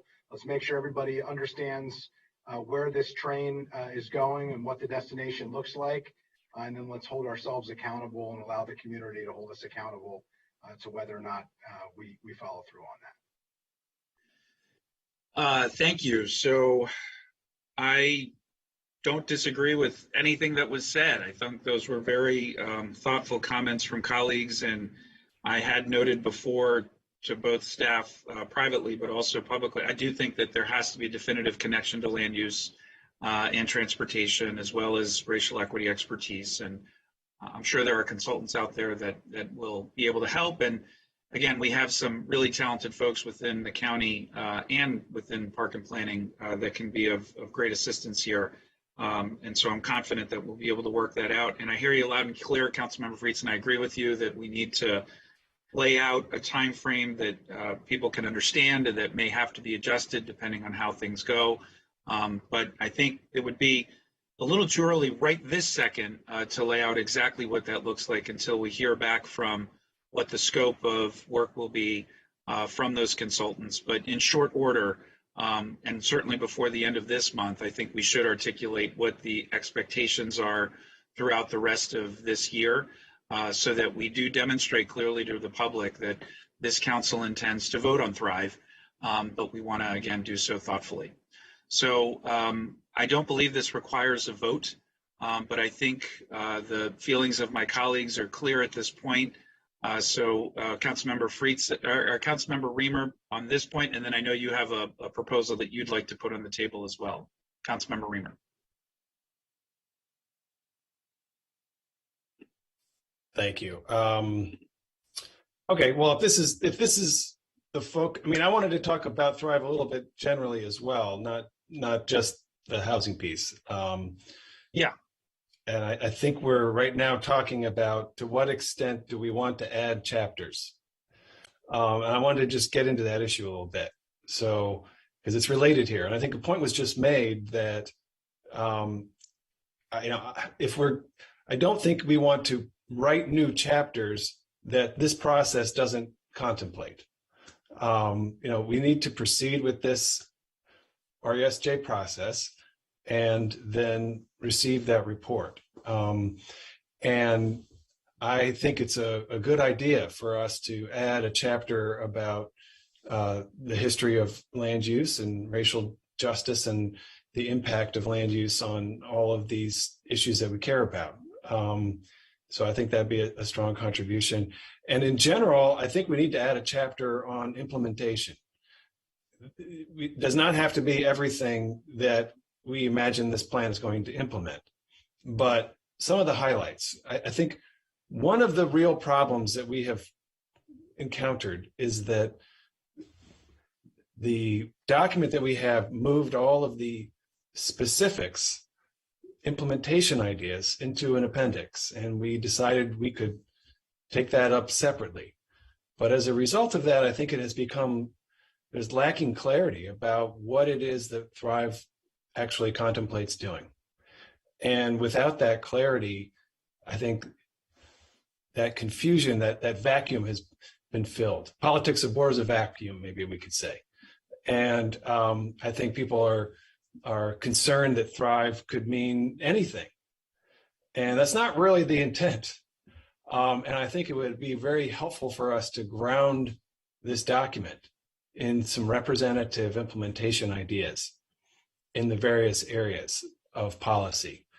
So I wanted to just also recommend that we add a component on implementation. And again, does not need to be all probably 100 ideas that were in the early draft, but a selection of the ones that we think are most poignant and representative. In general, on the issues of climate or the environment and the economy, I think we can add more content here. I think it's important for us to do that. I also think we should keep in mind, this plan is actually half of the county's climate action plan. The climate action plan specifically says on climate, we're taking all of these actions. And that's that whole document that the executive branch prepared with all that community engagement, and the council has received that, and we have ideas, and we're all working through all of those environmental and climate agenda items. and we don't need to write another one. That's what that one is for. So I would like just to try to focus the conversation here and say we can add some content about environment, but we don't need to embark upon creating a new climate action plan or a new environment plan, because that's what that plan does. And again, the climate action plan very specifically says Thrive is the land use vision and component of the climate action plan. I took that seriously when we said that. And frankly, that's my frustration with the endless delay of Thrive. It's the climate action plan for land use and transportation. We should have had it done months ago, and we're still working on it. But in any event, here we are. And I think the same thing goes for the economic development piece. We have legislation that we've passed. We are now moving forward with a new vision of crafting our economic development strategic plan. MCEDC is working on it. We've received it, actually. We're working on it at the committee. That is the county's economic development strategic plan. And so we don't need to replicate that or reinvent that wheel within Thrive. But I do think we could absolutely strengthen Thrive's, language, concepts around economic development, as has been suggested. So, and I don't know that that necessarily needs a new chapter. It just needs more strength and more detail and more heft. But again, let's keep in mind the actual county economic development plan is a different document and does not need to be Thrive. And a lot of people will say, well, Thrive isn't, lacks a climate strategy. It's not a climate strategy. It has climate components. Well, it is a climate strategy, but it's not our full climate action plan. It's just this piece of that plan. And I think the same goes for economic development. So I just wanted to kind of put that out there to try to put a little bit of a boundary around expectations, if that's a concept that people also are identifying, so that we could proceed with a little bit of sense of what it is, what content we want to see created. So a new chapter around racial equity, social justice, new chapter around implementation, additional language around economic development, additional language around environment, but not necessarily new chapters on those topics. Thanks. And then I'll come back to the housing piece. Yeah. Whenever you call me to take that issue up. Good. Thank you. Thank you, Chairman Reamer. I think you did a really good job now just kind of framing that part of this conversation in those chapters. I know most of my colleagues are probably not prepared to make a decision right now or straw vote on whether or not they support those specific chapters or as exactly you laid it out, but I think what you suggested has a lot of merit. What I would suggest is, as a follow-up, and this, unfortunately, Ms. Dunn, will mean more homework assignments for you, and I apologize in advance. We're going to owe you a really nice steak or salad dinner, whatever your preference is when this is all over. And you too, Dr. Bonner-Tompkins. But what we'll do is, I think, what I'd like to see happen is us lay out some options for colleagues in a memo that I think looks at those respective chapters and to solicit feedback from colleagues on how they would like to proceed. I think there does seem to be unanimous support for a chapter related specifically to racial equity. And I do think that there has been an interest expressed by a number of my colleagues, myself included, and certainly at a minimum expanding on the climate language that's in the current document now. And whether or not it needs to be a standalone, I'm somewhat agnostic on, but I do think it needs to be stronger than what's in there at the moment. Same with economic development. So maybe if we could circulate something internally, and this will all continue to be done transparently, we will discuss the outcome of that feedback and input from staff at a future work session. None of this will be done behind closed doors.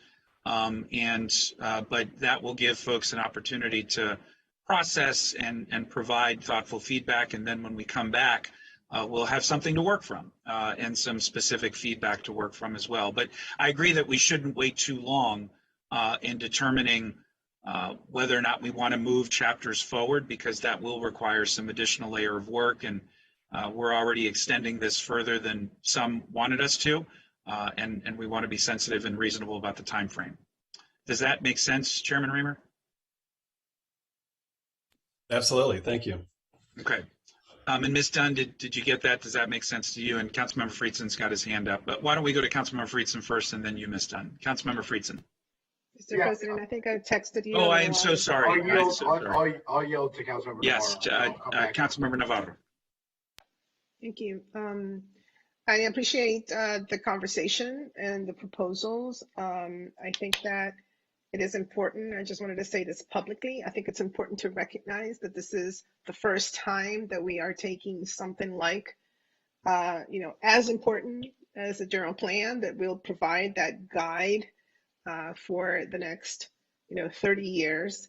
And it is also the first time, right, after the groundbreaking adoption of the Racial Equity and Social Justice Act. So I think it is very, critical that we take a step back and acknowledge that in many ways, this is historic. I mean, we talked about a lot about historic preservation. To me, this is also, part of this historic marker for a county like ours that has stepped into an arena that not many jurisdictions have stepped into. And to me, this sort of dance is part of what we have to do, because indeed, this will set the tone for, future councils, future executives, future conversations and expectations of our communities with regards to something as important and impactful as land use. So I just, again, wanted to express my appreciation to everyone, because I know that there's been tension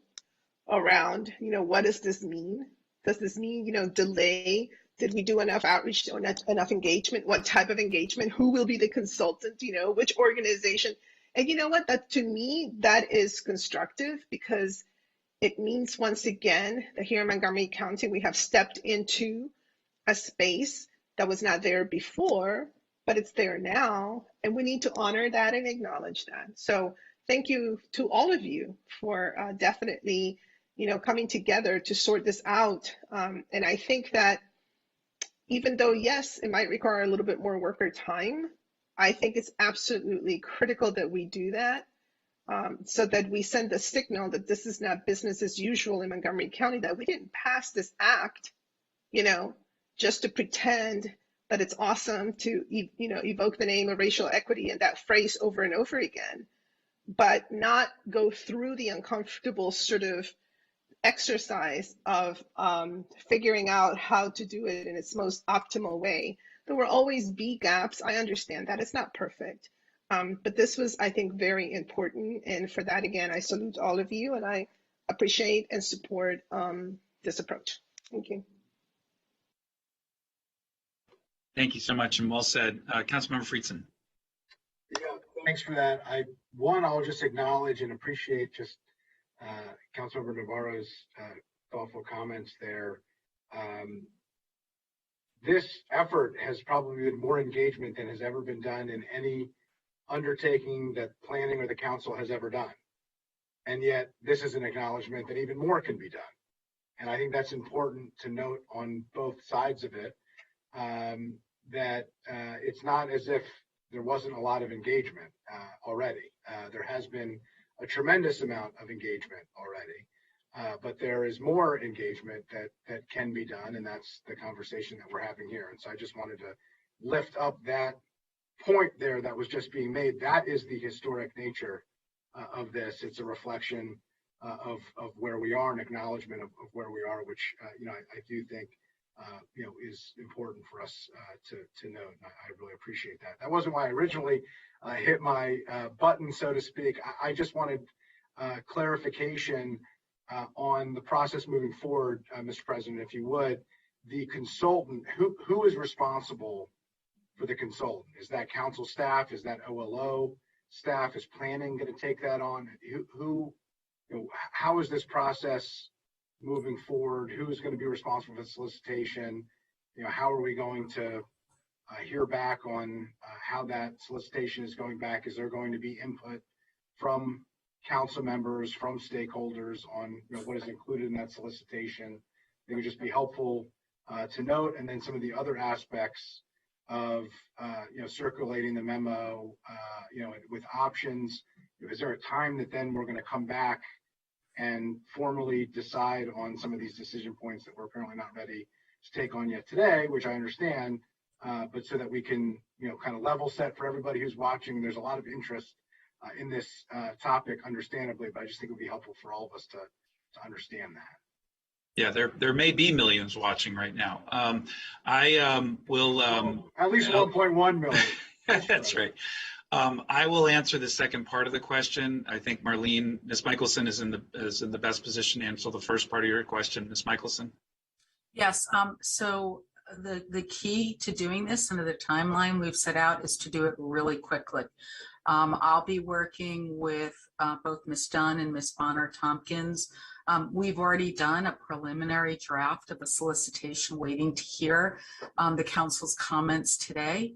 And our goal is going to be to get it out as quickly as possible. So certainly, we're happy to share with anyone who wants to see it, but we won't have a lengthy process for input because that's just going to cut right against our goal of getting this done quickly. But we'll certainly share it with council members if they want to see it, and we'll reflect what we heard today from you. Thank you, Ms. Michelson. I'd like to suggest that we go ahead and send that memo to all colleagues so that everybody has an opportunity to provide feedback and input. We can do that expeditiously and within a reasonable time frame, less than a week, so that we can engage in the solicitation as quickly as possible. But I know my colleagues have all engaged in a myriad of conversations with their constituents. I have as well, and we'll reflect those comments and thoughts and feedback in our work internally within the body. And then to round out the answer to your question, Councilmember Friedson, what I'd like to propose is that after the memo that I described is issued, again, a reasonable time frame from which to solicit feedback from colleagues. And I do anticipate that we bring this back up as a work session even before the work of the racial equity analysis is complete, because this specifically speaks to the logistical process that we're going to have to follow to complete this document on time. And I want to have that discussion with regards to the potential chapters in an open session so that we remain transparent throughout this process. And so what I would propose is that we would come back to this as the RESJ work is being done to talk about those additional chapters, acknowledging that those chapters won't be complete until we have feedback from that work as well, because as was noted by Chairman Reamer, we want to make sure that there's a racial equity focus in those additional chapters, one of them being the racial equity chapter. So that's kind of what I have in my mind, but I'm open to solicit feedback from all of you now and subsequent to this meeting to see if everyone's comfortable with that. I don't know if you have any thoughts or reaction to that or the responses from Ms. Michelson. I appreciate it. The only thing that I would suggest is that we leave here understanding what that time frame is. So, sure, whatever, and I think we can have that conversation quickly here.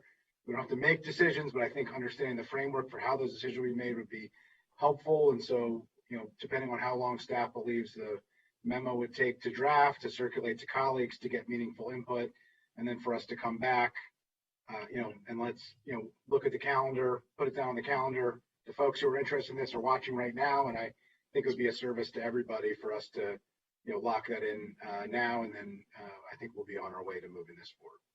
So I'll give a ballpark. We can't lock in a specific date now without speaking to the clerk and looking at, what's on the horizon. I don't want to commit to a specific date, but let's say that by April 5th, I think we should reconvene and come back and talk about the perspective of some additional chapters being written. Does that seem reasonable, Ms. Michelson, just generally speaking? And Ms. Dunn? Yes, I think we're talking about two different things. One is the solicitation, which We'll get council members a draft, hopefully even by the end of this week. We're trying to pull it together as quickly as possible. I think there's a second piece here that you're speaking about, and that's a discussion of the what additional chapters. I'll turn it over to Ms. Dunn to talk about whether that your April timeframe sounds reasonable to her. Yeah, and that's what I'm referring to, the second part. Ms. Dunn. Yeah. Hi, thank you. Yeah, I think that April 5th can work. I mean, the calendar's quite full right now, as everyone knows, with the Silver Spring plan, but and the budget. But certainly we can write up a notes for the council members, let them know what the options could be for adding additional material. And then you can have this internal discussion about where you land on that or what your thoughts are.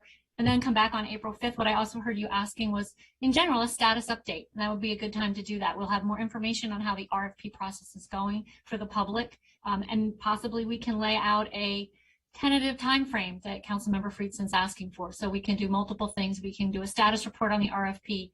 We can provide the public information on what this council as a body is expecting or hoping to format or have in a plan as it moves forward. With respect to more information, whether that be in chapters or sections or whatever. And then also a tentative timeline. Councilmember Friedson, does that, I know you're not the only one making this decision, but you had posed the question, so. Yes, I appreciate that response. I think April 5th, that gives us a specific time everybody knows to check their calendars who are interested in this topic. And I think it's important that we move that forward. And I think as part of that, and at the appropriate time, we need to do something similar for every stage of this process. And we need to do it well in advance of getting there. I don't think we can go to each step of this process and set a new schedule. I think we need to have a schedule for the entire process as soon as that would be appropriate to have. I understand we're not ready to do that now, but we're going to need to do that soon. And so I just glad we're doing it here and hope that we can make that the process for moving forward. Got it. Okay.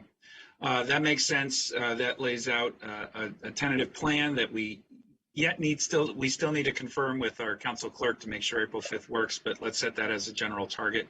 And it'll be an update on a myriad of different issues we're working on here with the time frame and some options for chapters. Great. Councilmember Reamer, I turn it back to you to share your reflections and thoughts on a recommendation on addressing some of the more controversial components of the document, particularly around attainable housing. Okay, thank you. All right. Well, appreciate all the conversation and next steps we've outlined so far. I wanted to just continue the focus here, first of all, not only on housing, but on the calendar. So what we've outlined is a set of steps that will have the council taking up recommendations from this RESJ process in July, hopefully new language in July. It's, I suppose, possible we could finish Thrive by the end of July. I would certainly love to see that, but we'll see. I do appreciate that from what I understand, everyone is committed to passing Thrive this year, and that's October 31st. That's the deadline. So, I believe that. I think this body does want to pass Thrive. And so, from the core perspective of, are we going to pass this general plan? I know we are. We're going to do that. So we're going to take some time and we're going to, work through some of the challenging topics and make sure that the document really reflects what everybody wants to see in it. And I think that's really, really helpful. Now, on the question of attainable housing, that has been one of the great controversies of Thrive. No doubt. It was a great controversy in the Silver Spring plan. It's a great controversy. And there's far from community consensus over many of the bigger picture issues here. But there actually is some community consensus on pieces of it. And the reality is we don't have time now on the council calendar to take up a attainable housing ZTA. That the calendar does not allow for that, because we've always said, and I believe it was the right thing to do, to follow Thrive with attainable housing, whatever it is that we chose to bring forward. And there's not time after Thrive is completed to take that up at this council, because there's a prohibition on when we can enact a zoning measure. So this council will not be taking up attainable housing. So I just want to say that. And I think we need to absorb that, because it has real, that's meaningful. And I think what we ought to do in light of that reality is convene a task force of community voices and continue to search for common ground and community consensus. And that group should also ensure that the voices at the table are, reflect the county and its true demographics. And I actually believe that there may be more common ground on these issues than you would think. I'll single out Woodside, which has been sadly a bit of a, it's taken a lot of criticism. But Woodside sent us a resolution that they passed saying that they favored duplexes by right. That view is not that uncommon, actually. So there may be common ground that can be found through a collaborative process. And I think it would be helpful for us to set that up through the Thrive as an implementation of Thrive. And I mentioned earlier the idea of putting some implementation pieces into Thrive, and having a task force on attainable housing that could follow up and consider all the ideas that are out there and see where there's common ground and where there's not. And then the next council can take that up, because this council really can't. And so let's take the time that we have and use it to the community benefit of building consensus where it can be found. And I want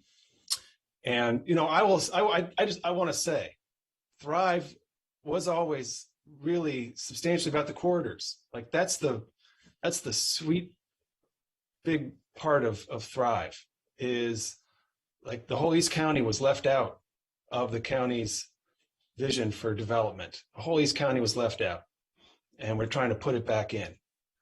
We want Route 29 to be a development, a corridor that gets developed in this county. And that's one of the most consequential components of Thrive. But we also envision through Thrive, the document that we have, that the major transportation corridors of this county is where we will have our growth. The main highways of the county or roads, the main transit corridors, that's where we'll have, and we did not really contemplate in a big way what many people are saying is the point of Thrive.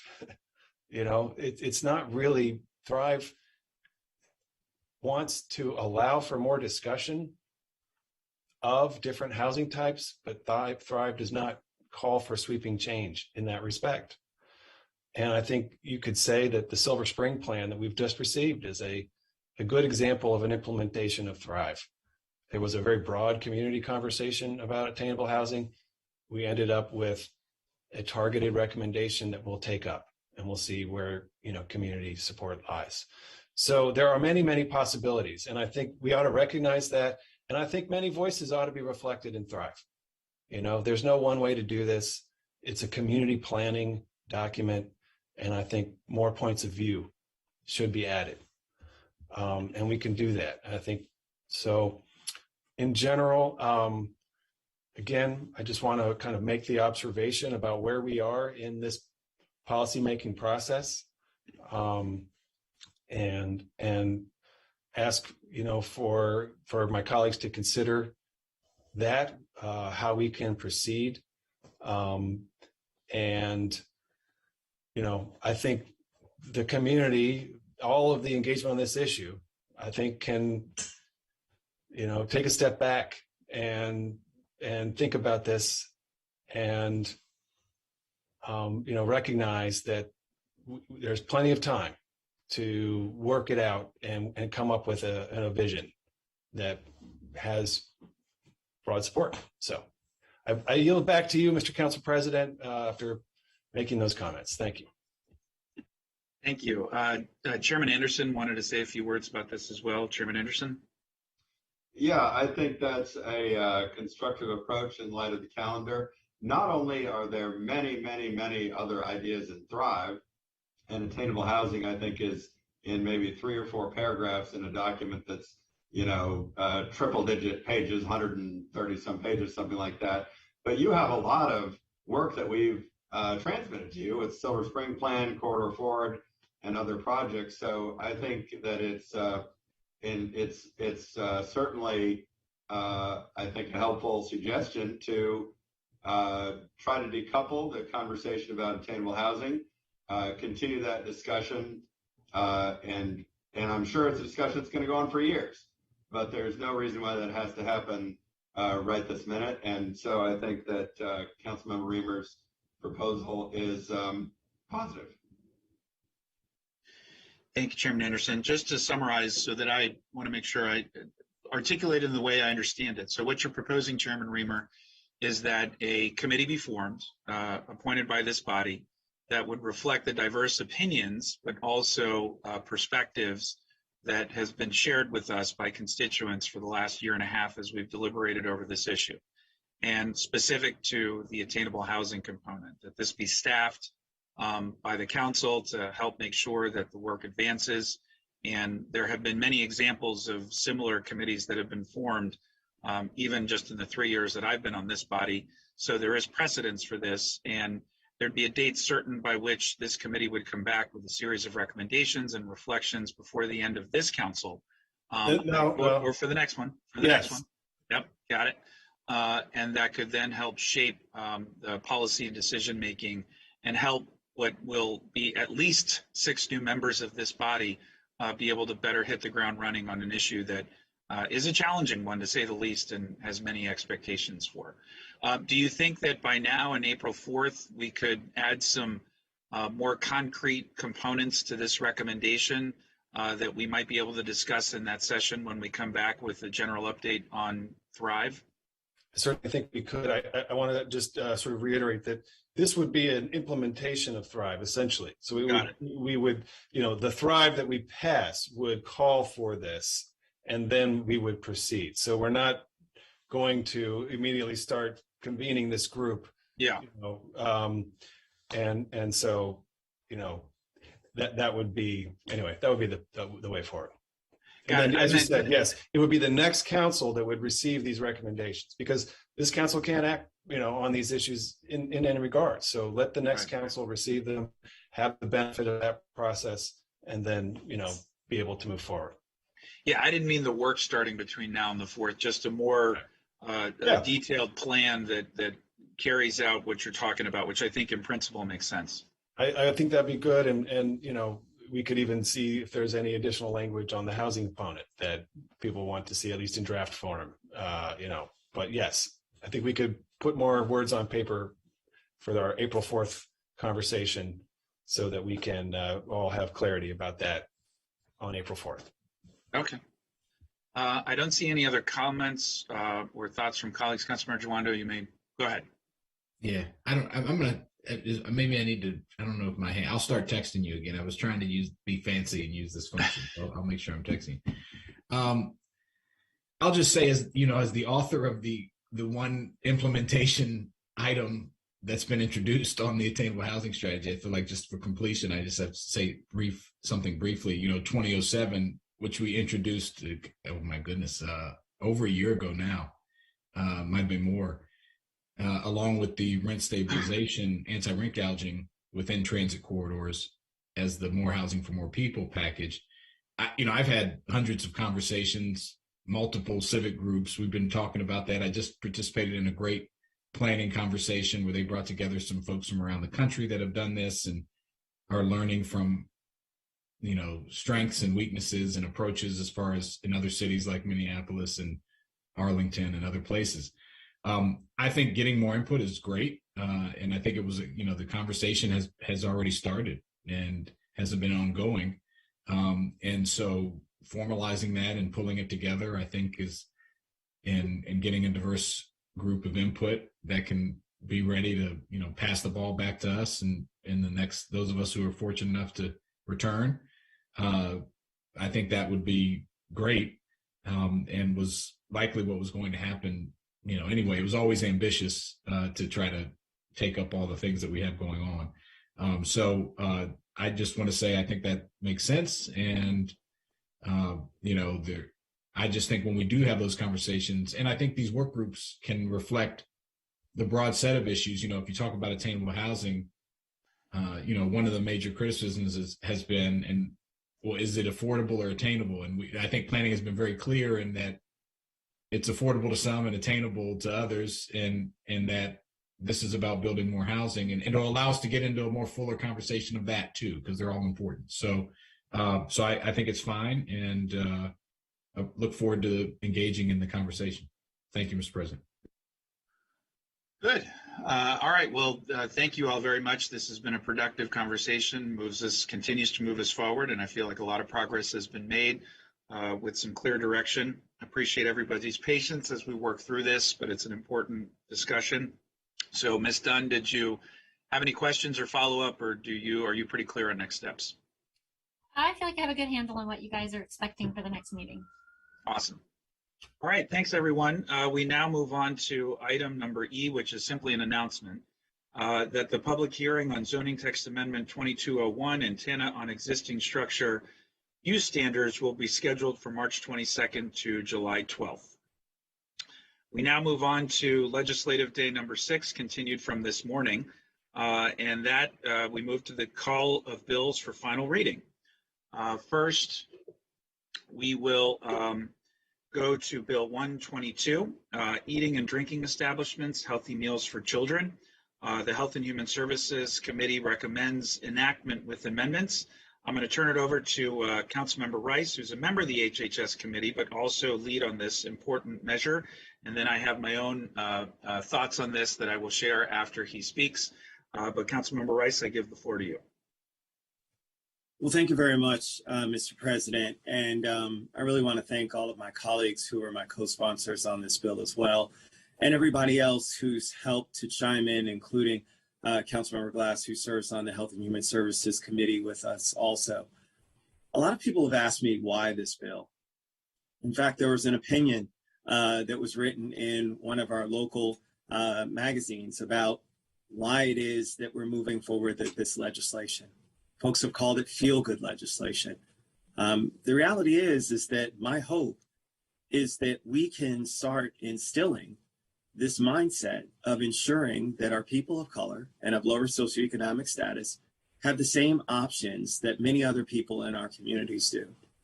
You know, we heard during our lunch with our regional services directors earlier today that one of our directors, Greg Wims, was excited about the Lidl restaurant, a Lidl grocery store that opened up in Montgomery Village. And the reason why he was excited is because it gives an option to many people in that Montgomery Village community, many of which are Latinx, many of which are socioeconomically disadvantaged in lots of areas of Montgomery Village, who have access to healthy foods, who have access to choices. And it is no surprise that it's right across the street from a McDonald's. Now, it's not to say that at a McDonald's you can't find healthy options. You certainly can.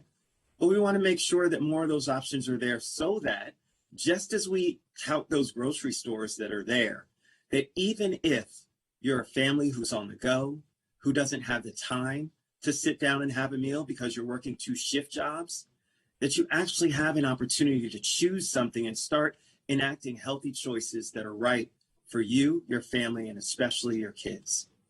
We've got to start early.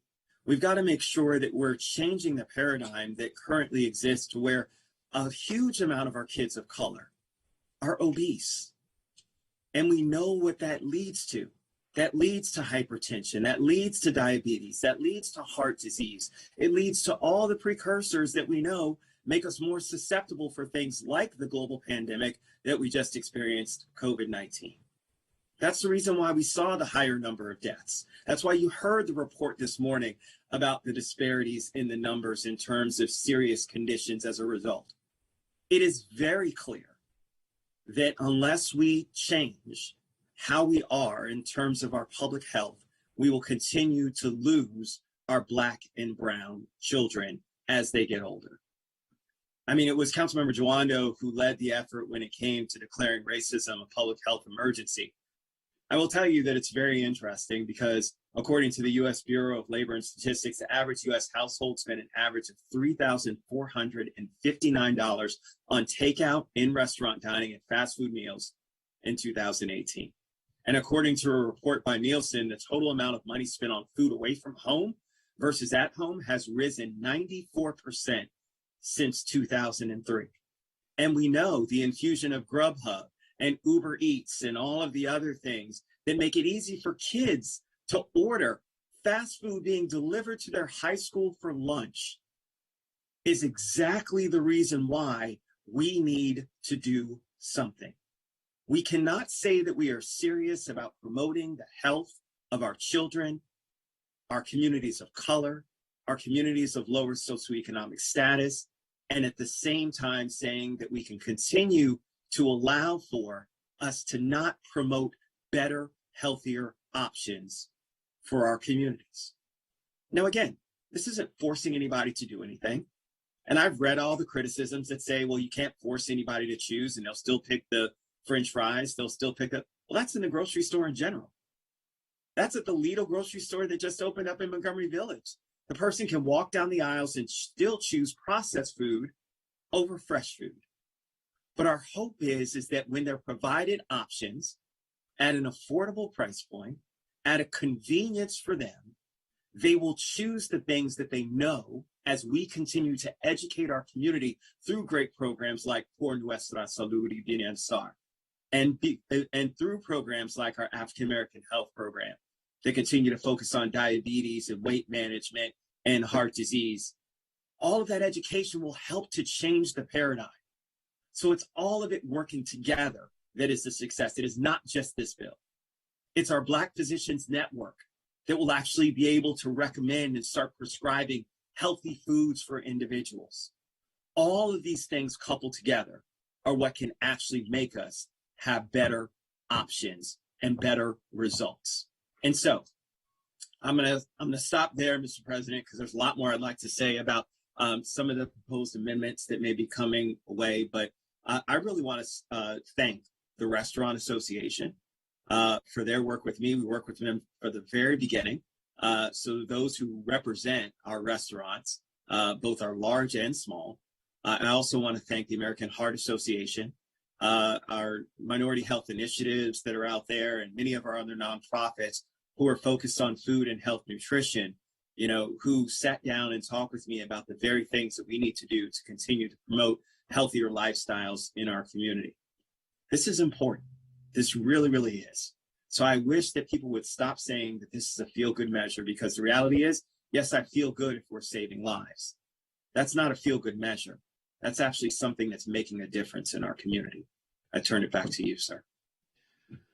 Thank you, Councilmember Rice. I'm going to add a few things to your very thoughtful and eloquent comments just now, and I certainly agree with all of them. I'll just note from a logistical standpoint that you and your team did a fantastic job soliciting stakeholder feedback from all sides on this issue.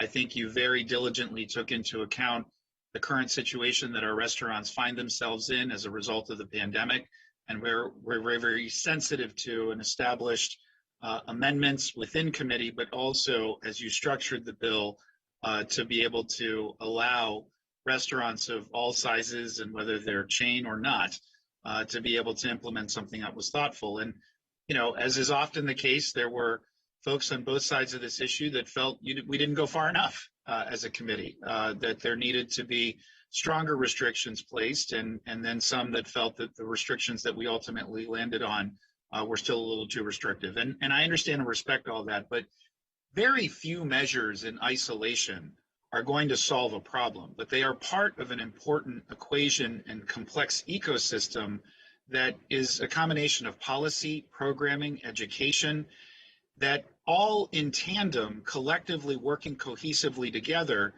works to change public opinion and the manner in which we go about supporting and living our lives. And I think this is an example of that. Having a healthy meal option, and it's true, some families may not choose it, but as I said when we were in committee, I think some of this is going to be market driven, that families are looking for healthier options, and we know that our children and youth, from a mental health standpoint, and we're going to be talking about that later this evening, but also just a general health standpoint, have taken many steps backward over the last 2 years because of the sedentary lives that they have led, which have exacerbated some of the different public health impacts that we saw even prior to the pandemic. And so planting seeds as early as possible within our children and youth and families is absolutely a worthwhile effort, and I think will lead to change. And I do note just the final two things before turning it over to Ms. Wellens, and then we will get into the amendments after that for her to lay out sort of the general scope, is this obviously follows legislation that was passed regionally in Prince George's County. And so when you combine the efforts of both jurisdictions, and let's hope that other neighboring jurisdictions pick this up from where we have left off, which is often the case, this will build some momentum regionally so that we are not just disproportionately impacting our businesses, but that we're doing this cohesively as a cluster and as a community, which I think is really important. And then the final component to this is, and we stipulated this very clearly as we discussed in committee, we all recognize there's going to have to be an educational component, and we want to be reasonable about that. And we have a very strong Department of Health and Human Services, and we heard from Clark about how this will be executed. And we received positive feedback that we will be working closely. When I say we, county government will be working closely with restaurants to be able to implement this in a way that is reasonable, and that does take into account varying needs and concerns. So I'm proud to co-sponsor this bill. I think we ended up with a pretty strong product, but I do know there's going to be some amendments proposed, and look forward to discussing those. Ms. Wellens, I turn it over to you just to lay some further context and background. I think what would make the most sense is for us to discuss what came out of committee at a high level, and then go to the amendments from there so that there's some context for colleagues who were not present during our deliberations in committee. Great. Thank you so much, Mr. President, and good afternoon, council members. I'll provide sort of the general information about the committee work session. It was a robust discussion, and as has been noted, the committee carefully considered a number of recommendations and potential amendments that had been suggested by the Restaurant Association, the American Heart Association, the Maryland, Delaware, DC Beverage Association, the African American Health Program, the NAACP, and the Center for Science in the Public Health. And of course, we also had participating in the work session, Mr. Beal from the county's Department of Health and Human Services, who helped provide some context about education efforts that the department will be making to assist restaurants with implementation of the program. In terms of the amendments that the committee considered, how long it might take to phase in the bill. As some of you may, as I'm sure all of you are familiar with, the Prince George's County law of a similar nature has sort of a long phase-in period, and they required their default healthy beverage to come online, I believe, this year, or it might already be in effect, and then they have a future date in 2024 for when the specific healthy meal option requirements go into effect. The Health and Human Services ARC committee discussed this at length, and sort of came up with a compromise approach of recommending an amendment to have the effective date of the bill be 1 year after it becomes law. So this is not an expedited bill, so that would mean that if and when the bill is enacted by the council and if and when it's signed into law by the county executive, 3 months after that is when the normal effective date would be. And that's when it would be essentially, quote unquote, become law. So then it would be a year after that, that would be the actual effective date of the law when both the requirements of the healthy beverage and the healthy meal would come online. So again, that was kind of the compromise position of the committee, wanting to provide enough time for restaurants to get these new requirements up and running. The committee did discuss whether to require at least 2 healthy meal options instead of 1. That was a recommendation of the American Heart Association as well as Sugar Free Kids Maryland.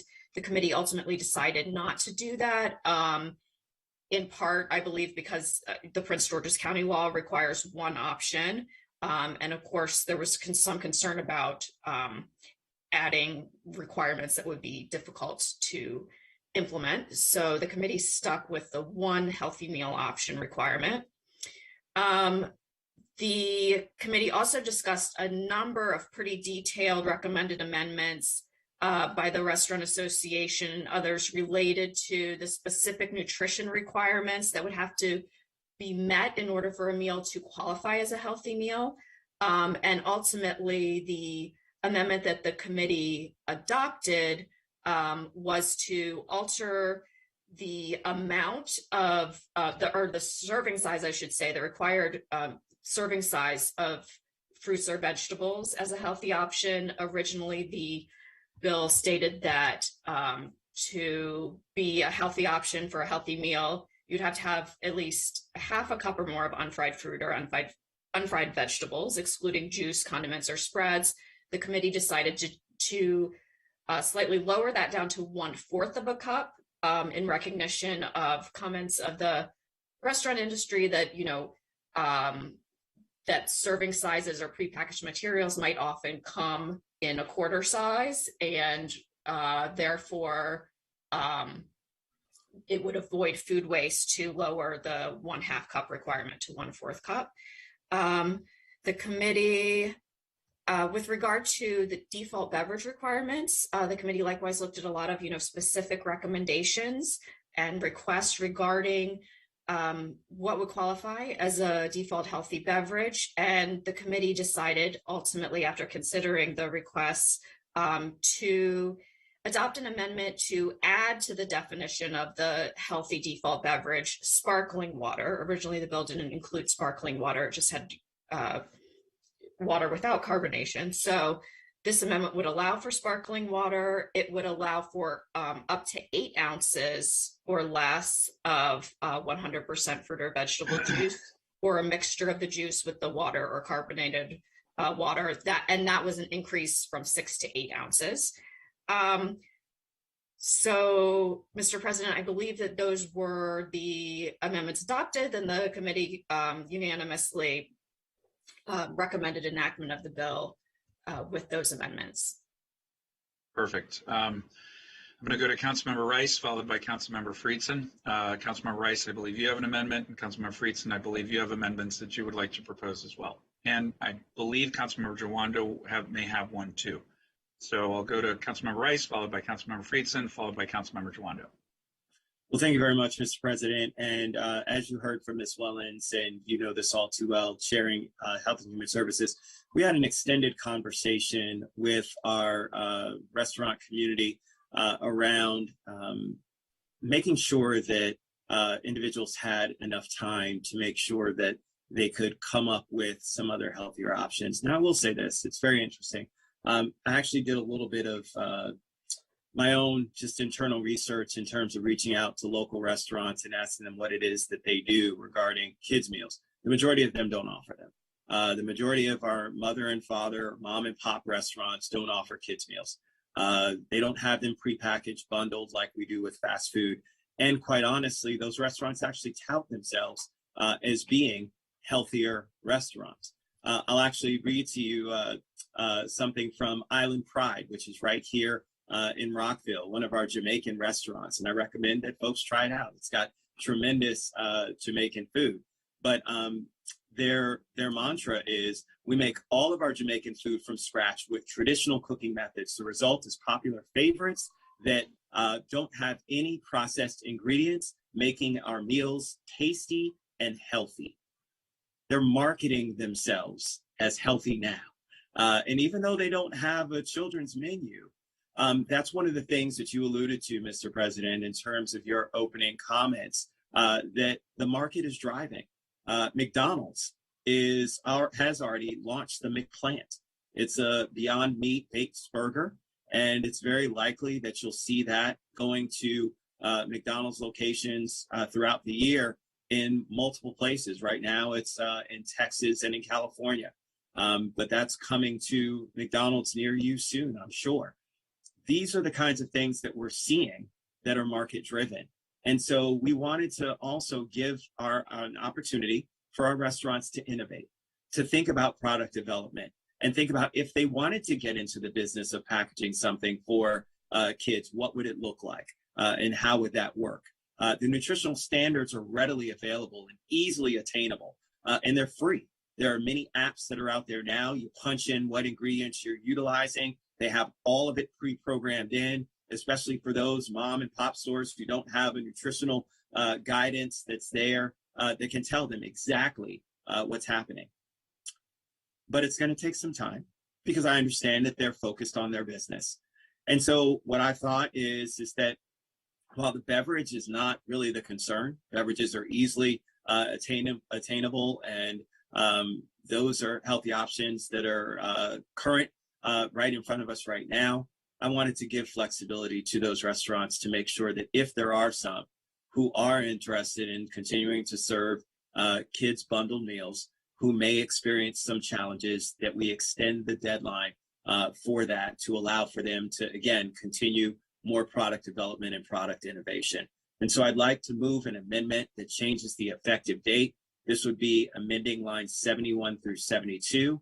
It basically, instead of saying what it currently says, would say must take effect, and we would strike 6 months, 1 year after the act becomes law. And then it says that subsections B and C of section 15C through 5 added under section 1 of this act must take effect 18 months after the act becomes law. That effectively would mean procedurally that we'd be looking at January of 2024, almost 2 years from where we are right now. And so I'd like to move that amendment that we actually extend the section that's dealing specifically with meals to 18 months after the act becomes law as an amendment. So it's moved by Councilmember Rice. Is there a second? Second. Seconded by Councilmember Katz. Discussion. Hearing no discussion, all those in favor of extending the time frame to 18 months as Councilmember Rice articulated, please raise your hands. And that is unanimous. Was that it, Councilmember Rice? That's it. Okay. Thank you, sir. Councilmember Friedson. Thank you, Mr. President. First of all, thank you to Councilmember Rice. We've talked quite a bit and appreciate the intention of this bill and the importance of the issue, which extends beyond this bill, but is a major challenge that we face. And I certainly support it. Childhood obesity is a major challenge. The health impacts that it creates is a crisis, and the health disparities, they're not being felt, across the board evenly and equitably.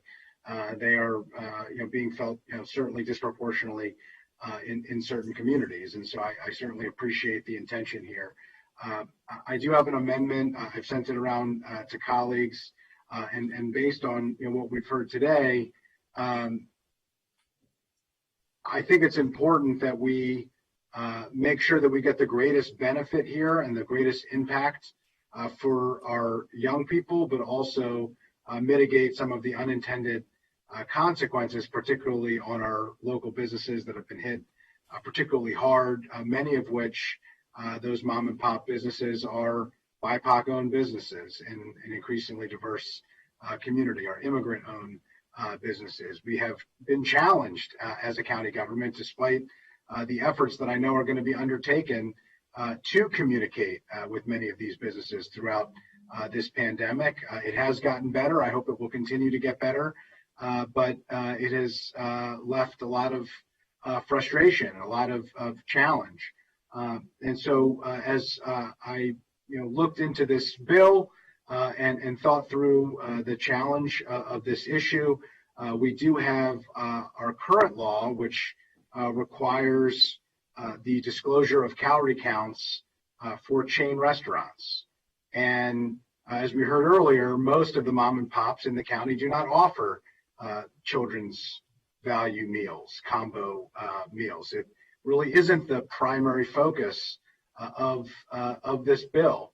And so I thought that it would be appropriate, based on the consistency of our existing law, reflecting the challenge disproportionately in the resources of a locally owned mom and pop restaurant that has a lot less capacity than a chain restaurant that has many facilities, that we focus this bill like we did with the calorie count bill, which was attempting to empower similarly with residents to make healthier choices, to focus that on those restaurants that both have the greatest impact on actually moving the needle and also have the greatest amount of resources and capacity to be able to make the necessary changes. So I distributed that to colleagues. I'd like to move it here.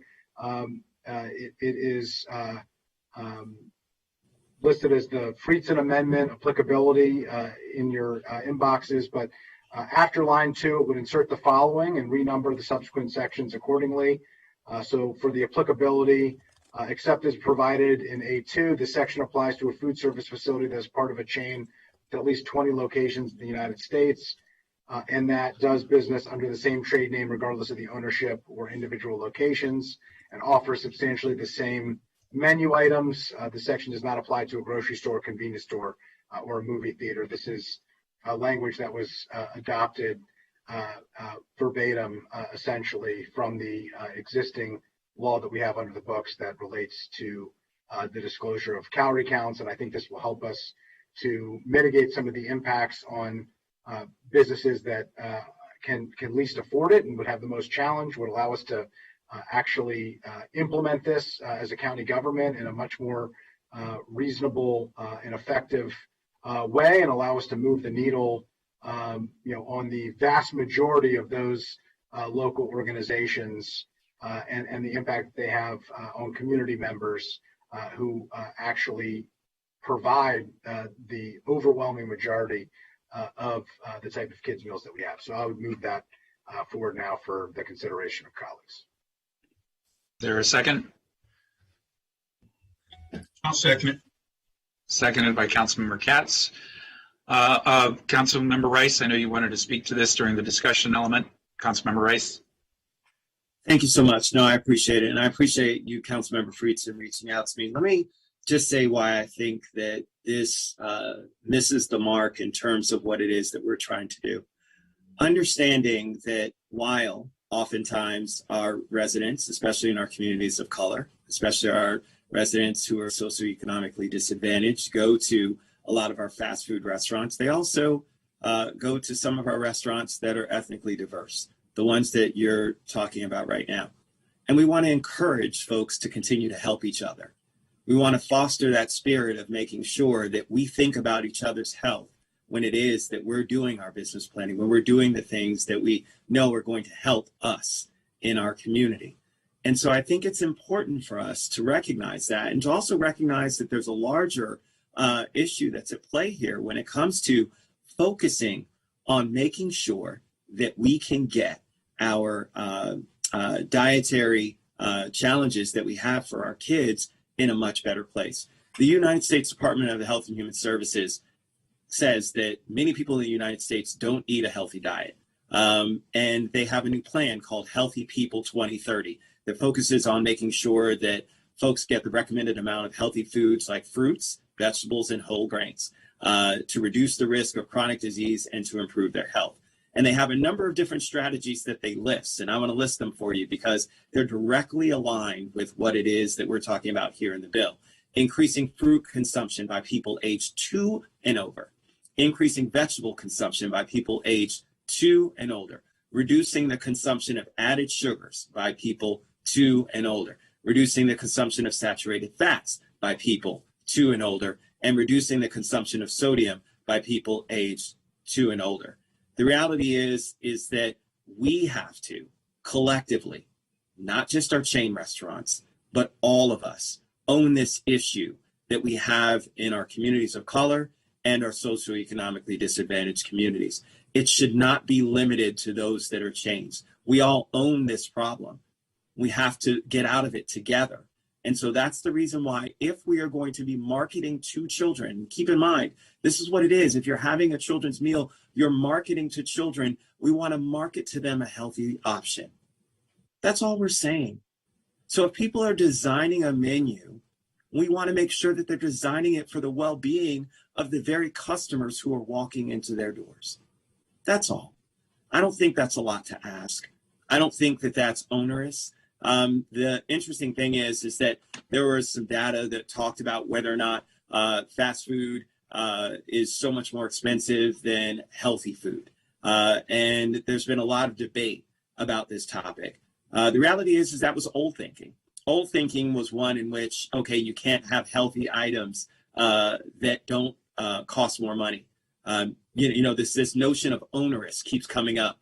The reality is that if we're talking about sodium, you put less salt in the item. It doesn't cost more to put less salt in the item. If you're talking about saturated fats and trans fats, you can switch from butter to ghee. You can make ghee yourself with the same butter, so you're not having to pay more for these items. So you don't even have to buy the ghee on the restaurant shelf. You can actually make it yourself from the same butter you bought before and have a healthier option. These are all things that are able to be done by restaurants, and we're giving them plenty of time to be able to do so. And so I think by going against the spirit of the bill, which is to promote healthy options for everyone, we're actually undermining the very intent of what it is that we're trying to do. So I'm going to oppose the amendment. I understand where Councilmember Friedsen's coming from in terms of recognizing that our businesses have been through a lot. It's one of the reasons why I put forth the amendment that I did to allow for 18 months after the bill's been enacted. It basically is a 2-year ramp-up time frame for folks who are interested in serving kids' meals that are bundled, to make sure that they're thinking about their community, thinking about people who already have marginalized health outcomes in our county, documented, and how we can do a better job collectively of together making a difference and making a change. So thank you. Thank you. I just have a quick comment, and I know Council Vice President Glass does as well. First of all, I'm going to be really hungry by the end of this bill discussion. So I understand where Councilmember Friedsen is coming from as well. However, for all the reasons that Councilmember Rice stated, I think it's actually important for us to include our small local businesses, many of which are minority owned, so that we can help plant seeds within our various communities. My favorite meal growing up was yapingachos with tostado and fritada. And that would be my last meal if I ever have one. Probably not the healthiest option in the world, but my grandmother also made a sopa de tortilla that was healthy, and was also my favorite option growing up as a kid. And if sopa de tortilla were on that menu, I'd probably pick it. So I think there are options that are out there within our various communities that are healthy. And arroz con pollo with frijoles. There are many options that are out there that I think would comply. So I don't think this is as heavy a lift as some people may think it is. And I also was very impressed by Mr. Beal's presentation in response to my question about their capacity to be able to educate these restaurants. And I think with the extension of 6 months, but really it's almost exactly 2 years, that provides a reasonable runway. And we can, as we have before, work with our community-based organizations that serve as a liaison to our different communities. I'm thinking of the Latino Economic Development Corporation and many others in many other different communities that can be real partners here to help us get the word out. So I won't be supporting this amendment either, but I do understand where you're coming from. I'm going to go to Council Vice President Glass, and then I see Councilmember Reamer. You have your hand up as well. Council Vice President Glass, followed by Councilmember Reamer. Thank you, Mr. President. I appreciate the conversation, appreciate the amendment, and I'll start by saying I did not co-sponsor this legislation when it was originally introduced because I had a bunch of questions. And specifically, my focus during committee was to ask questions about how this was going to affect our mom and pop businesses, our restaurants, which make up an overwhelming majority, near unanimous number, right? Aside from some of the chains. And that's what the point is of this amendment.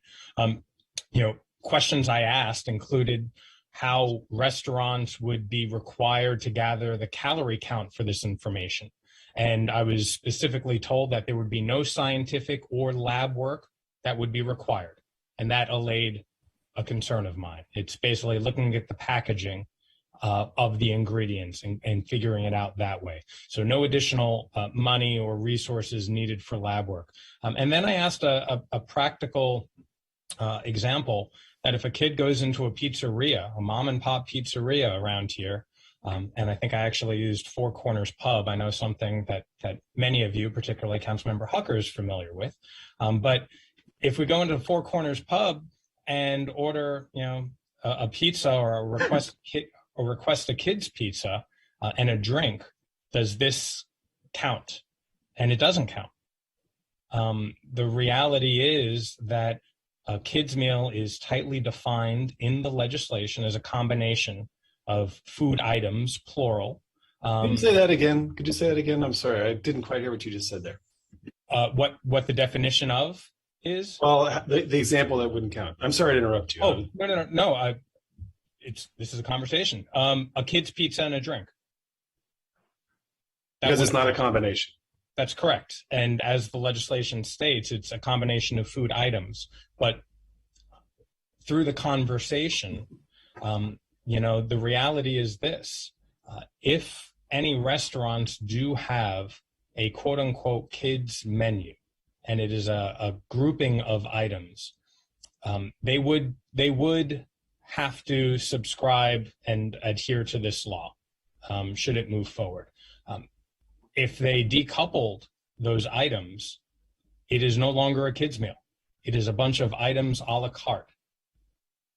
That's the reality. That's what I learned through the conversation. Except there are a few restaurants and fast food places in Montgomery County with a lot or dozens of restaurants throughout here that aren't decoupling. And as the sponsor of this legislation noted, I know those are the primary targets. And again, I understand the point of this amendment is to target them specifically. But let me, towards that point, let me just ask Councilmember Friedson, in the amendment, you add 20 restaurants in the chain. Why 20? What does that signify? That's consistent with our existing law, which is our other attempt at providing information to help residents make healthier choices in the calorie count bill.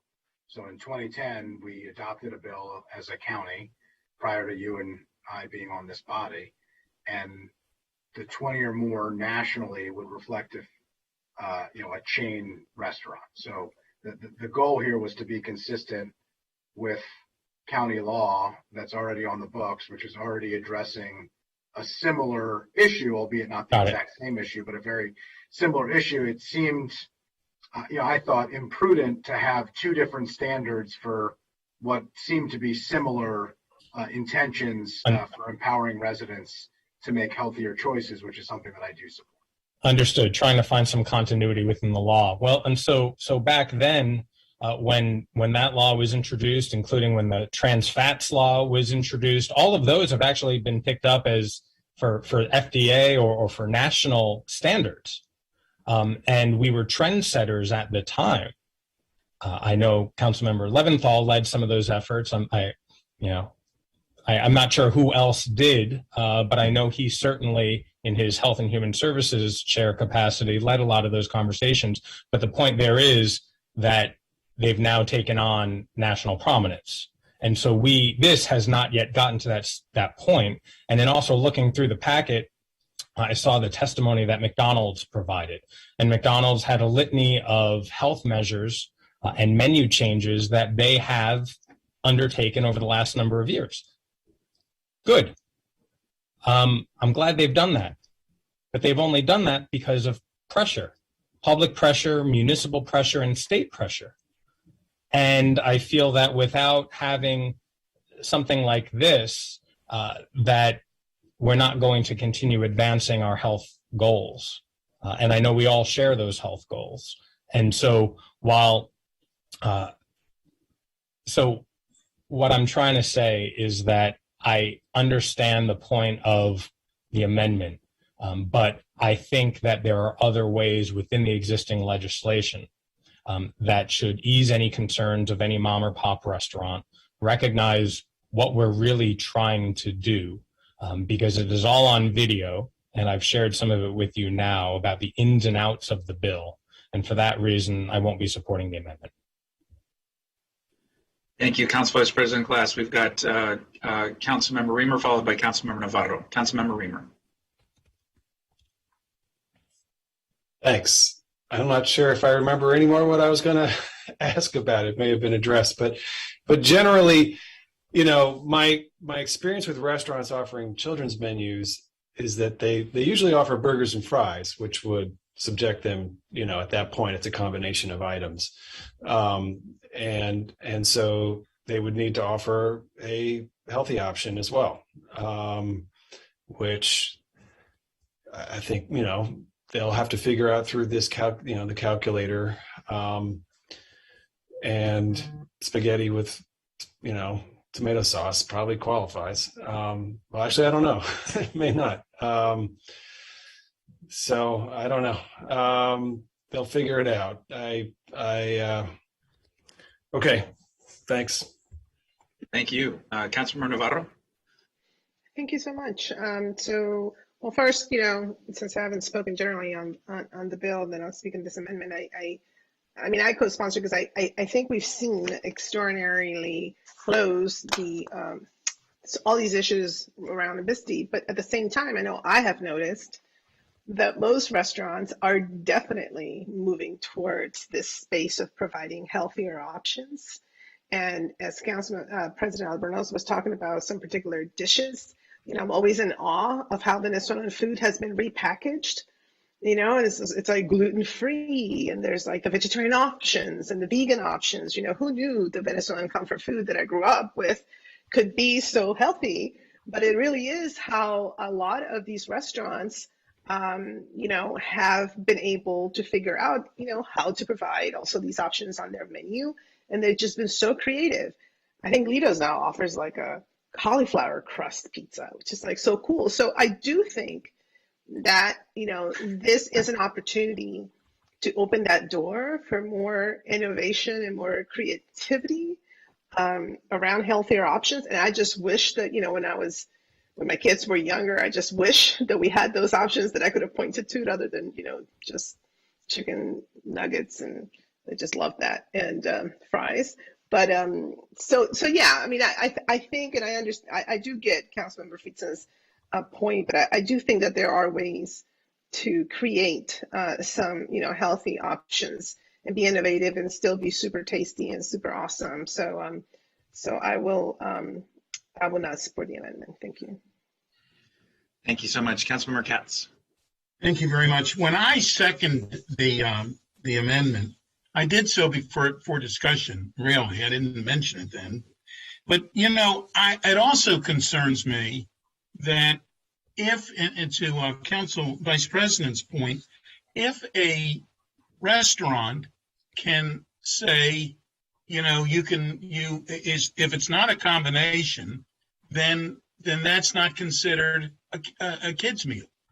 Well, if you split that same meal to say that you're paying separate for the slice of pizza and the soda, it's not considered a kid's meal, but it's still considered something that restaurant could do, and it doesn't have to offer the healthy kids meal. So I don't know as much as I'm in favor of the healthy options, I don't know what we're gaining by forcing a restaurant not to be able to combine a slice of pizza with a drink and have a special price for it. So I'm with mixed feelings. I am going to vote for this, and I realize it's not going to pass at this point, this amendment. But I do believe that what we're doing is we're not really helping the healthy options by saying if it's not a combination, it's not under this law. Thanks. All right, thank you. I think we've heard from most colleagues on this. Would anybody else like to speak to this? Seeing nobody else, we've got an amendment and a motion on the table. All those in favor of Councilmember Friedson amendments, please raise your hand. That is Councilmembers Friedson and Councilmember Katz. All those opposed? That is Councilmember Rice, Councilmember Reamer, Councilmember Glass, Councilmember Hucker, Councilmember Navarro, and Councilmember Jawando. So the amendment goes down 7-2. Councilmember Jawando, I believe you had. Oh, Councilmember Friedson, was there another amendment that you had that you wanted to put forward? No, I'm good. Thank you. Okay, Councilmember Yes. Jawando. Yes, I'm here. Can you hear me? Yes. I'm sorry about that. So I appreciate the conversation. Very supportive of the bill. I'm glad we're going to pass this bill today, just to back up. And I mentioned this when it was introduced. One of the best things I was able to work on when I was in the White House in the Let's Move initiative was Michelle Obama's work on the Healthy Free Kids Act that changed the standards for school lunches. And a recent study just came out from Harvard that actually had a measurable impact on childhood obesity over the last 10 years and brought it down, particularly for low-income students who are overly reliant on school-based meals. And this is kind of another side of it, right? It's like, how do you get those parents that are making decisions outside of the school context the appropriate healthy option when they're trying to move fast and it's quick, it's very quick. And you heard Councilmember Rice talk about the stats about how that's increasing. So the bill that was initially introduced, that he introduced, I'm very supportive, continue to be supportive of.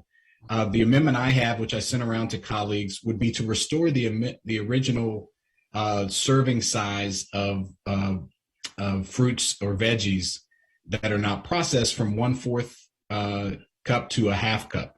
And that is consistent with not only research on you should have 1.5 to 2 cups a day of these items. So to have a 1/2 cup will give you kind of roughly what you need at one's meal setting to make sure you're on track for the day. It also would be consistent with Prince George's County. And we've strove in this council to be regionally consistent, and they have a 1/2 cup. And I think I know several businesses. I just ate at one yesterday in the grill, Silver Spring, who has locations in Prince George's and Montgomery. And I think it would make sense to let them be consistent across their businesses as well. And I don't think it would be an overly burdened. We did some research and this little size orange, that's a 1/2 cup. Half a small apple or half of a large apple is a 1/2 cup. So I don't think it's going to really be a big burden, for, when you go, some of these are already doing this. So my amendment would be just to go back to the original language and be consistent regionally and be the more healthier option that was in the original bill to a 1/2 cup. So that's what I would move. Second. Second, Councilmember Hucker. Discussion, Councilmember Rice. So I appreciate Councilmember Jawando also reaching out to me and discussing his amendment as well. So I thank both Councilmember Friedson and Councilmember Jawando. Let me say this, so much of this bill, and you heard it from the council president, has been compromised. One of the things, while you're absolutely right, Councilmember Jawando, that fresh fruit does qualify as that 1/2 cup. But now you're talking about perishables. And now you're talking about folks retaining inventory that may actually cost, because you can't keep it on the shelves as long. And if people don't purchase it or utilize it, then it contributes to food waste. We also had the other concern that if many of the prepackaged fruit items that would qualify are actually sold in quarter cup size servings at our big box stores, big warehouse stores like Costco or BJ's Wholesale, etc. And so from that standpoint, as people purchase, they would then just utilize 2 of those prepackaged items to equal the 1/2 cup, and they would give that to the individual for their children's item. Well, we all know who have had children. Maybe they eat one package, the other package sits there and then goes to waste. And we really didn't want to see that happen. We wanted to encourage folks to utilize while not, contributing to food waste, whether it's the perishable items that sit on shelves, or if it came to folks not actually consuming what they got as a part of their particular meal. And so from that standpoint, that's the reason why we decided to go and shift from the 1/2 cup to 1/4 cup. However, I understand everything that you said. And so from a nutritional standpoint, there's no question that having a 1/2 cup is better. There is no question that those things certainly are what, when we look at some of the standards that folks are asking for, are listed. But again, this was trying to be mindful of what some of the impacts on business may be, and trying to weigh the negotiations between some of the things that may be considered a little bit more challenging. I wouldn't even say onerous. I agree with you. I don't think it's onerous, but challenging for businesses to be able to take on versus, something that was a little bit easier managed. And so from that standpoint, that's the reason why I supported, and then we supported going from the 1/2 cup to 1/4 cup. So just wanted to put out there what my thinking was as to why we decided to go with that change. So thank you, Mr. President. Thank you. I'll note we also discussed this is the floor, not the ceiling. So that if restaurants want to add, they can. This is just the standard by which they can add to. But just wanted to add that. Councilmember Hucker, followed by Councilmember Friedson. Appreciate the comments of the sponsor. My experience in Annapolis is that if there's county by county variations, it's often harder to comply with. And if Prince George's County is already doing this, I don't understand either why Montgomery County would assume we can't do it, or that it would be harder. If anything, they might be able to get volume discounts, and certainly they don't have to worry about enforcement issues if we're just doing what Prince George's does. That has certainly, been our approach to other legislation, and that's why I think it makes sense here. And it obviously strengthens the bill and doesn't weaken it. Thank you. Councilmember Friedson. Yeah, appreciate it. Obviously I have similar views on this as I did to the initial bill. It's much easier for a large chain restaurant to comply than it is for a small local mom and pop restaurant to comply with this. I'll just note a couple things. One, we talked a lot about regional dynamics here. Prince George's County has a different enforcement regime. They've delayed enforcement for 5 years from when they originally passed. I appreciate the sponsor pushing ours off a bit in his amendment. I supported that as noted, but we haven't directly in each aspect followed Prince George's County's approach to this, although I recognize that it is largely similar to what Prince George's County did. I'd also note this reflects how prescriptive aspects of the bill are, which I understand.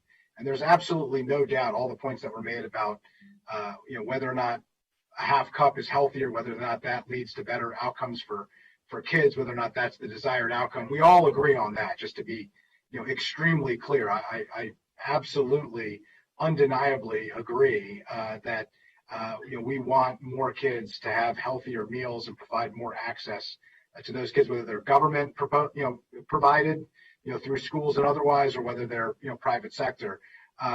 But violations of this, bill are Class A violations. This is serious for the local businesses who are risking everything, who have been hit extremely hard. Making it more difficult for them is challenging. I'm concerned about the whole bill's implication, as noted in the prior amendment. I appreciate that there was an effort made here by the sponsor to try to address some of those concerns. And so I just think it's important that we note the prescriptive nature of this. We talked a bit about, having healthier meals and some of the thoughts and ideas that we might have as county council members of, how restaurants can comply. But the bill is not requiring the idea of healthier meals or certain things that might be healthier. It is specifically prescribed as to what constitutes a healthy combo meal for a kid. And so, for that reason, making it more challenging to comply with rather than the work that was done in the committee to make it, less burdensome, particularly on those local businesses. I won't be supporting this, and hope that the committee's recommendations will continue on this particular aspect. Thanks. I'll just speak for myself here just briefly. I'm comfortable with the committee recommendation. I think we did think through these issues thoughtfully, and I was concerned about the perishable component of this and the potential waste. And again, it's the floor, not the ceiling.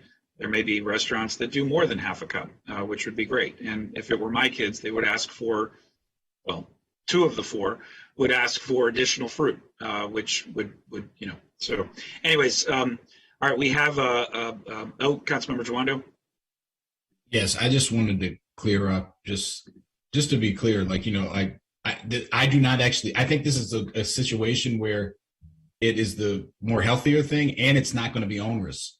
Most of these small shops, they go to Costco and buy a packet of apple slices, which is a half cup to put in whatever. This is not I understand the concern, and I know there's been talks and negotiations, and I appreciate that, and we're all trying to do the right thing. I just actually don't think this is onerous, and regardless of the effective date, it's going to be 2 different standards between Prince George's and in Montgomery, which I don't think makes a lot of sense either.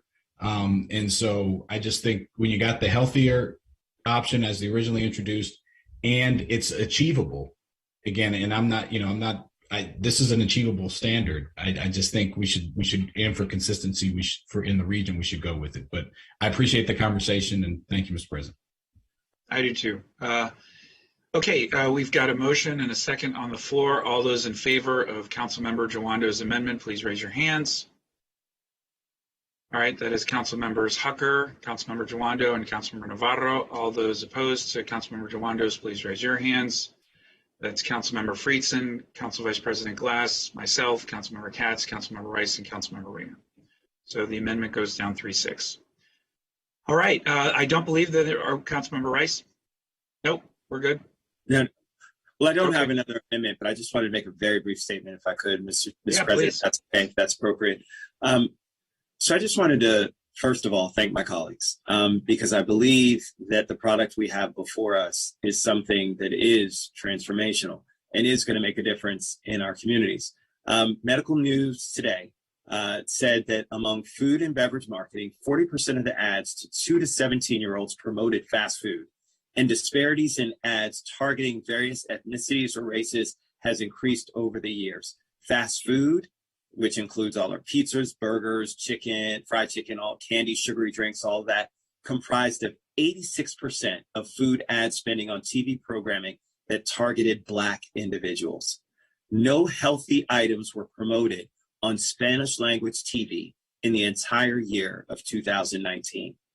Among Hispanic youth, preschoolers viewed more fast food ads than older groups on Spanish language TV, which was about an ad a day at 342 ads per year. Unfortunately, the reality is fast food advertising looks a lot like it did 8 years ago.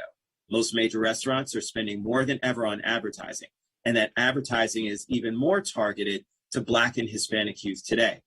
Just think about what you see promoted, whether it's the Saweetie meal or the Travis Scott meal, that have huge amounts of calories, doubling and tripling the burgers and fries and everything else that come as a part of this meal. And it's being marketed to our young people.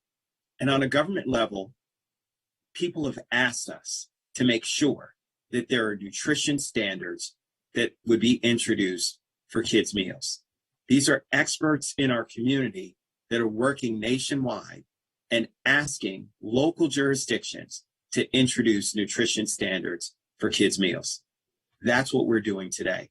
And so I really want to thank each and every one of you for your help in what I think is crafting a bill that will continue to be a model for us moving forward nationwide to insist that we start thinking about ways in which we can provide healthier options for our communities of color and our communities that are socioeconomically disadvantaged. Thank you very much, Mr. President.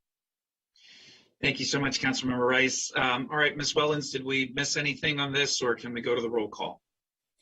Mr. President, I think you'll need a motion since the bill was amended from the committee recommendation. Thank you. I'd like to move the bill as amended, Mr. President. Second. Can I get a second? Second. Seconded by Councilmember Katz. Moved by Councilmember Rice. Seconded by Councilmember Katz. All right. Now we can move to the roll call vote. Mr. Friedson. No. Mr. Friedson votes no. Mr. Jawando. Yes. Mr. Jawando votes yes. Mr. Reamer. Yes. Mr. Reamer votes yes. Ms. Navarro. Yes. Ms. Navarro votes yes. Mr. Rice. Yes. Mr. Rice votes yes. Mr. Katz. Yes. Mr. Katz votes yes. Mr. Hucker. Yes. Mr. Hucker votes yes. Mr. Glass. Yes. Mr. Glass votes yes. Mr. Albornoz. Yes. Mr. Albornoz votes yes. All right. Let the record show that the bill passed 8-1. All right. We now move on to the next item on the agenda, which is a final call for reading for Expedited Bill 222, Montgomery County Municipal Revenue Program with amendments, and the Government Operations Committee recommends enactment. I turn it over to Chair Navarro to talk about, from the GO's committee's perspective, this bill. Thank you. Drum roll. Here we are, finally. And how auspicious of a number for the Bill 222. This bill, Montgomery County Municipal Revenue Program and Amendments, sponsored by the Council President at the request of County Executive, was introduced on January 11th, 2022. And a public hearing occurred on February 1st, 2022. We did have a GO session on February 10th, 2022. And this bill would alter the calculation of reimbursements to municipalities for eligible costs, alter the requirements for municipalities to participate in the Municipal Revenue Program, provide for a timeline of when certain reimbursement activities must be accomplished, amend reimbursements for the City of Tacoma Park Police Services, provide for a phased-in implementation period, and generally amend the law related to the Montgomery County Municipal Revenue Program. So as you know, we have been working on this issue for, just a few years. During our, I think it was FY22, during the April 30th, 2021 Government Operations and Fiscal Policy Committee work session, we came together and I recommended a path forward on property tax duplication. And that path included specific increases in appropriations, requesting that the county executive work with representatives of municipalities to reach agreement on appropriate formulas for property tax duplication reimbursements and appropriate formulas for reimbursements related to the police services for certain municipalities. This is the culmination of that effort. And so we did come together and we looked at the components of this bill, and we did recommend enactment of the bill as introduced. And Councilmember Katz was absent because he was attending the funeral of our police officer that was that perished in an accident. But I know that he is also very thrilled that we have arrived at this moment in time. As I continue to reflect on the notion that I have been a council member since 2009. There are definitely, especially for those of you that this is your first term, you will have a running list of certain things that are just stubborn. That you just like, when is this going to happen? And this, no doubt, was one. And so when Councilmember Katz joined the council, I was like, great. Now I can kind of like share the pain with him a little bit. And he took that over as lead for GO. And so we worked together on this. But, the municipality partners, they have all been just extraordinary, collaborators. And I do want to shout out the council member from Rockville, Monique Ashton, because I know that she also, joined and took the baton and also ran, it's like a relay race. So she kind of did that last leg as well. And she deserves a lot of credit, as well as all of our municipal leaders. So that is the report out. And I do want to go ahead and turn it over to Councilmember Katz, because like I said, he's also been that champion of this relay race that we have hopefully pretty soon we'll be able to dispose of. And thank you, Madam Chair. Thank you, Mr. President. And first off, let me thank Madam Chair for all of her hard work on this. Let me also very publicly thank the county executive and Rich Manalino for all of their hard work on this. This bill is 222. This could be from 1922. This has been dragging on forever. It really has. And I want to very publicly thank Rockville Councilmember Monique Ashton, who is the president this year for the Montgomery County chapter of the Maryland Municipal League. I worked on this when I was the president of the Maryland Municipal League Montgomery County chapter. This has been so difficult. We made it so difficult when we didn't need to. And this is finally coming to an end. And I could not be happier that this is what's going to take place. I would sincerely hope and believe this will be a unanimous vote, that we all have been working on this for so long. And with that, I turn it back over to you, Mr. President, and thank you for all of your hard work on this. Thank you. I've got Councilmember Hucker, followed by Councilmember Friedson.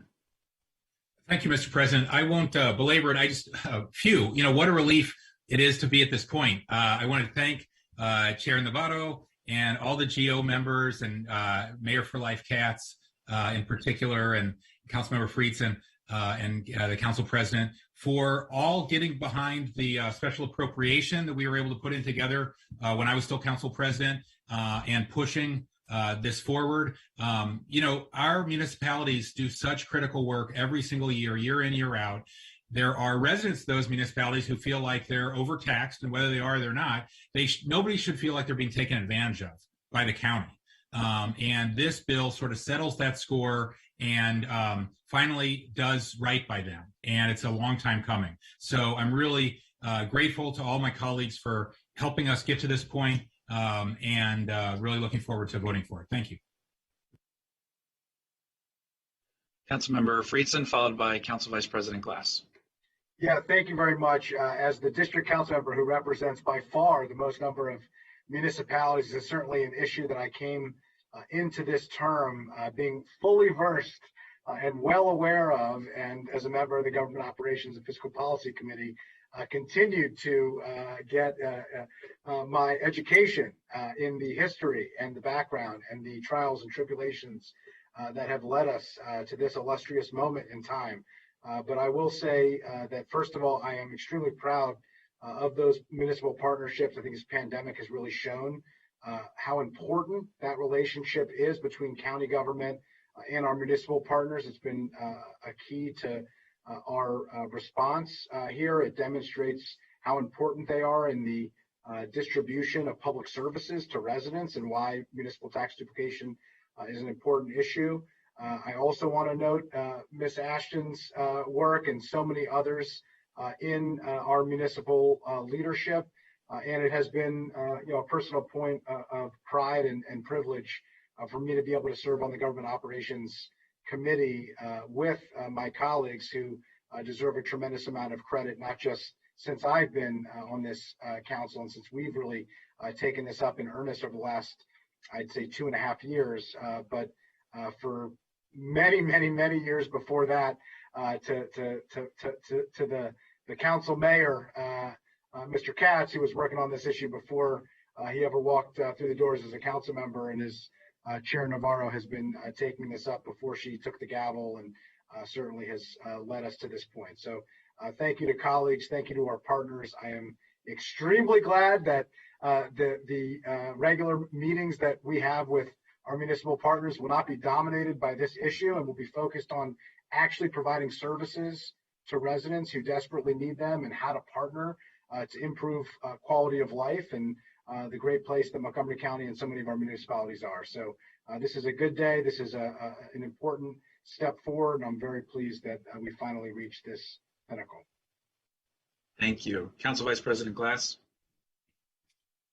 Thank you, Mr. President. So the first time I ran for council, I received a graduate level course on tax duplication from then Tacoma Park Mayor Bruce Williams. And so I am really glad to get to this point. And in addition to thanking Chair Navarro and members of the GO committee, County Executive Elrich and his administration, I also want to express my thanks to everyone participating in the Maryland Municipal League in the Montgomery County chapter, and especially Rockville Councilmember Monique Ashton, who has picked up the baton during this year, has certainly run with it, and we should all be proud of the tax fairness that we are achieving right now. So thank you all.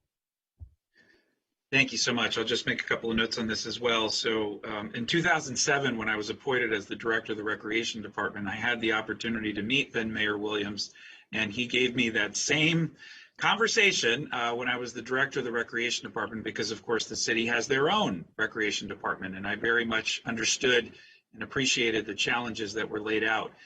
In addition to everything that everyone has said, this is just good governance. This will allow both the Office of Management and Budget for the county, as well as the Offices of Management and Budget at the respective municipalities, to be able to plan accordingly and be able to budget accordingly, so that they're not playing catch up. And that, in addition to the fairness and the equity in ensuring that they're paid and compensated for the work that they deliver, is good for all of us and in the entire county, regardless of whether or not you live in one of these municipalities. So thank you so much to the GO committee and Councilmember Navarro, and in particular Councilmember Katz, who has been discussing this issue for many, many years. And this is a good day for our county as a whole. So there are no further amendments. Yeah, Mr. President, there are no amendments, but I do want to say I would be remiss if I didn't say that we should almost just rename this as the Susan Ludlow bill, because even before she was the city manager of Tacoma Park, and by the way, our kids went to preschool together at the YMCA, but she was fighting for this, right? So I know that now she's happily retired, but we need to acknowledge all the time and energy that she spent on this particular issue for so many years. Shout out to Suzanne. Absolutely. Yep. I saw her this morning. Amen. Amen. Yes, Councilmember Katz. Thank you. And the Councilmember Navarro is absolutely right that Ms. Ludlow should be mentioned. But we also have to mention my friend Fred Felton, who worked on this. Fred has been dead for about, I think, 11 years, 12 years now. And he worked on this. He was the first person, I believe, who was in the first committee that I appointed as the chapter president to work on this. So this is going back, without exaggeration, this could be going back 20 years. I mean, this is the name that we could have a whole roster of names on this one. Thank you. Thank you. Yep, that is so important. All right. So there are no further amendment. Oh, Councilmember Reamer. Yep, go ahead, please. Well, as the only council member who actually pays municipal taxes, I'm going to enjoy. Oh, Cindy Katz. How could I possibly? I'm going to enjoy being able to tell everyone that there is no more tax duplication, and so that's going to be a relief. And hopefully will be a different perspective on county and municipal budgets now. All right. Sydney's been paying that tax since before you were born. Perhaps he has. Although the city of Gaithersburg's tax is not quite, I think, as high as the city of Tacoma Park. We're not going down this rabbit hole. Thank you all very much for your collaboration on this effort. It's tremendous. There are no further amendments, so this is a roll call vote. Madam Clerk, can you please call the roll? Mr. Friedson. Yes. Mr. Friedson votes yes. Mr. Jawando. Yes. Mr. Jawando votes yes. Mr. Reamer. Yes. Mr. Reamer votes yes. Ms. Navarro. Oh, yes. Ms. Navarro votes yes. Mr. Rice. Yes. Mr. Rice votes yes. Mr. Katz? Yes. Mr. Katz votes yes. Mr. Hucker? Absolutely. Mr. Hucker votes yes. Mr. Glass? Yes. Mr. Glass votes yes. Mr. Albornoz? Yes. Mr. So- Albornoz votes yes. All right, let the record show that that passes unanimously. Congratulations to everybody, especially our municipalities, and thank them for their hard work and their partnership with the county. All right, colleagues, that moves us to the last item on the agenda. And this will provide, I need to provide some context here, and I will need some help from my colleague and friend, Council Vice President Glass. But let me explain what we're about to do. So, as all of you will recall, our joint committees in government operations and Fed deliberated over the prevailing wage issue and did a fantastic job. I really especially want to thank the work of the committees and the recommendations that they put forward, which we discussed during full council just a couple of weeks ago.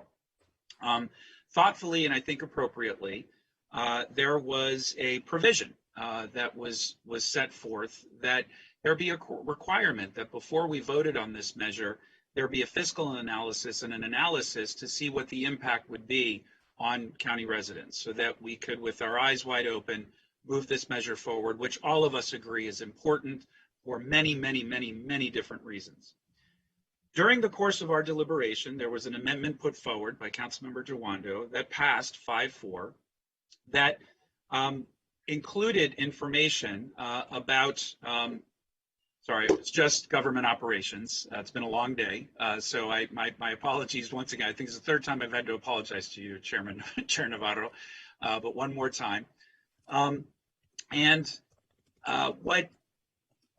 There was a concern raised in real time about the potential impact of that amendment on not just future but current projects. And so there was a decision made in real time to table the bill to allow there to be more assessment and evaluation of what that amendment would do to existing and future projects.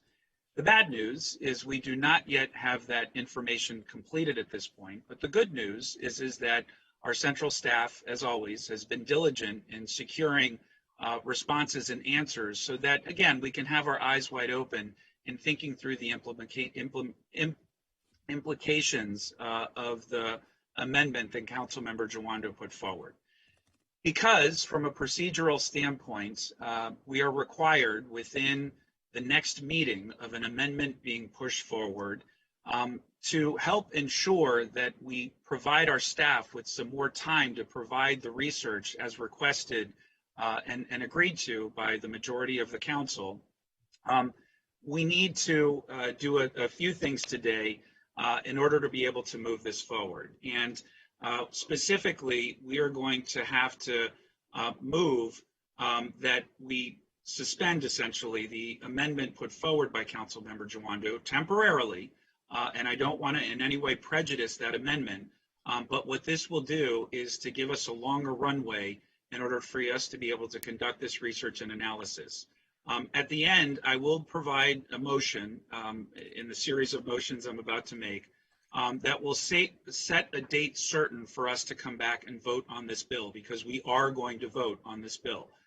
It's critically important, again, for many reasons, and I appreciate the hard work of the two co-leads of this bill, Councilmembers Jawando and Hucker, for their hard work. So what we will need to do in order to advance this, and the reason why I in particular need to advance this bill is because I voted both for the amendment set forth by Councilmember Jawando, but also voted to table the bill as well. And I was the only one of our colleagues that was in that camp. And so I'm uniquely positioned to be able to advance the motions procedurally that we are about to discuss right now.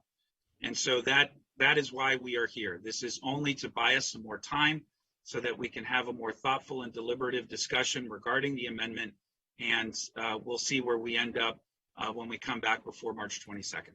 So that is the context and background on why we have to take this procedural vote. I just want to open it up to see if there are any questions or thoughts or on this procedural vote. And if not, I will. I'm sorry? Councilmember Reamer, you're not on mute. Sorry. No problem. Son's going to get unhealthy snack at the store. I need to give him permission. Oh, well, there you go. Hearing, Councilmember Jawando. Yeah, I just want to, I appreciate you framing that. And I know it's the end of a long day, so I won't be long. Glad to hear we're going to, vote on this bill, which again, like you stated, we all support. Councilmember Jawando, I'm sorry to interrupt, but Council President, I would recommend that we make a motion to take the bill off the table just for discussion first, and then Okay, sorry. proceed from there. Apologies. I'd like to. Okay, so I need to first turn it over to Council Vice President Glass and turn the gavel over to him in order for him to be able to be the presiding officer so I can make the motion. So I am now organically and officially turning the gavel over to Council Vice President Glass. Do you accept that gavel, Council Vice President Glass? I do for the time being, yes. So are there any motions on the table? Yes, I would like to move Bill 3521 from the table for discussion. Is there a second? Second. Seconded by Councilmember Jawando. So moved the motion to take the bill from the table was motioned by President Albornoz, seconded by Councilmember Jawando. And now it needs to be supported by a majority of the council. All those in favor of removing this item signify by raising your hand. That is unanimous. Now we'll have a discussion. Council President Albornoz. Thank you. Now I would like to move reconsideration of amendment to Bill 3521 adopted by the council at our February 22nd meeting. Is there a second for the motion to reconsider the amendment? Can you please explain this parliamentarily, what this achieves again? Thank you. Thanks. Ms. McCartney Green, would you mind trying to explain? I'm not doing Sure. And I apologize for the sunlight that's giving me a halo, but the sun is setting. So just to back up, right now, as Council President Albornoz mentioned, that the Bill 3521 was placed on the table at the last council session on February 15th. And so as appropriate, went ahead and delegated the authority for presiding over this issue to Vice President Glass, who opened the floor for Council President Albornoz to make a motion to take the bill off the table, and that was seconded. And so if there's discussion regarding the motion, that is appropriate. If there's no discussion, then the majority here moved to take it off. And so there is another part of this procedural part of a motion to reconsider. And so I think that's where Council President Albornoz was heading to next. But before there's a motion to reconsider, if there's discussion, I'm sorry, Council. You already approved the motion. You already voted. You already voted to take it off the table. So now we're on to the motion to reconsider. And Right. motion was moved and no one has seconded I it just yet, wanted to but clarify that.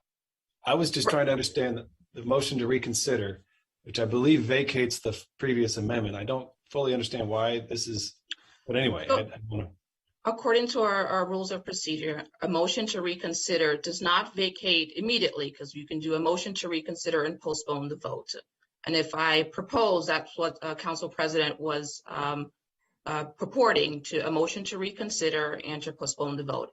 In that posture, at this point, it suspends the action on the prior amendment. It does not void it. It does not, it basically sets it as a pending state. And so the recommendation here is to take a step back, gather some additional information, and for the council to reconsider it at a later date, which is being proposed between now and March 22nd, I think, Council President, is what you raised there. And so yeah, I will make that motion after this one. Well, and so I see two colleagues' hands up. Are they parliamentary inquiries, Councilmember Friedson or Jawando? It's a parliamentary inquiry and a clarification of the language of the amendment that's on the floor that I intended to second. There are no amendments on the floor just now. They're all parliamentary maneuvers. So what is your parliamentary inquiry? Or maneuver, sorry. The parliamentary inquiry, the way it was described by staff, it seemed like that's two different actions combined. I had intended to second the motion to reconsider. We have not gotten to that yet. No, we're on that. We're on it right now. We haven't, yes. Yeah. Yeah, so I just wanted to clarify, then there subsequently to that is the potential of whether or not we would then delay the vote on that, but that is a subsequent action, and I did not second that action. We haven't gotten to that point yet, yes. Yeah, I just wanted to clarify my second, as my intention, to make sure, if not, I will withdraw it. But my intention of my second was to second the motion put forward by the vacated council president to reconsider the amendment from the prior meeting as a parliamentary procedure, because the reconsideration has to happen at the subsequent meeting, from my understanding. Correct. I'm not clarifying that. Nothing beyond that is before us besides that. And I have seconded. So you want to second the motion, though I'm not quite sure the council president was able to make the motion yet before we went to the parliamentary inquiry with Ms. McCartney Green. Council President, do you just want a motion for that reconsideration? No, parliamentary inquiry as well. Okay, Councilmember Jawando. The motion that was, I did hear him say it, that was said by the council president, but had not been fully seconded yet, I think we need to be very clear to the public, because I don't think anyone's even clear here. The motion is to reconsider my amendment that passed. Is that the motion? And then we should state what the amendment is, because that hasn't been said yet. And I'm just trying to make sure that we're clear on, and is that what is being proposed here? Because we don't have to do that. We could just bring the bill back on the table, but is that what's being proposed? I think the council president was clear in his run-up. I'll yield to him if he wants to further elaborate. That is what we're proposing, Councilmember Jawando, is that we just suspend to allow us more time to be able to conduct research on the amendment and see its impacts, but that doesn't prejudice the amendment and still gives us the opportunity to vote on it. But it is true, if you could articulate the amendment, that would actually be very helpful, so that we know exactly which amendment we're talking about. Sure, it was the amendment to require that pilots be subject to prevailing wage, so where we give a payment in lieu of taxes, a tax abatement for that they would also be subject to prevailing wage. And so I appreciate the parliamentary inquiry. So just to be clear, if this were to pass, that would vacate the previous vote on the amendment, and we'd have to vote on it again. Correct. And Mr. McCartney Green, we don't have to do that. That's just what's being chosen to do, right? We could still discuss the bill later and pass another amendment later without vacating the vote for the previous amendment. Well, actually, Councilmember Jawando, the motion to reconsider also opens the door to amend the amendment. And so that is also another option on the table as well. And so this doesn't take away anything. This opens the door to either amend the amendment or to look at other different options as well. What it's truly doing is that the council has made an action on that amendment and has adopted it. And the motion to reconsider is reopening that door for other considerations concerning that specific amendment to adopt pilots as a part of construction contracts. Right. Go ahead. It vacates the vote we took, right? It vacates the vote we took. It would only vacate it if the council actually votes. So the rules of procedure are a little bit bizarre in that they require reconsideration at the next meeting, but they allow a motion to reconsider that opens the door, but you don't have to vote on it. So I think that's the unique part of this here, is that if you do not vote, you have not vacated the amendment. You're just keeping it open. Okay. But just in the parliamentary inquiry, another path could have been just to take the bill off the table and then consider it for future amendments in due course when we took the bill up again, correct? We could have done that as well.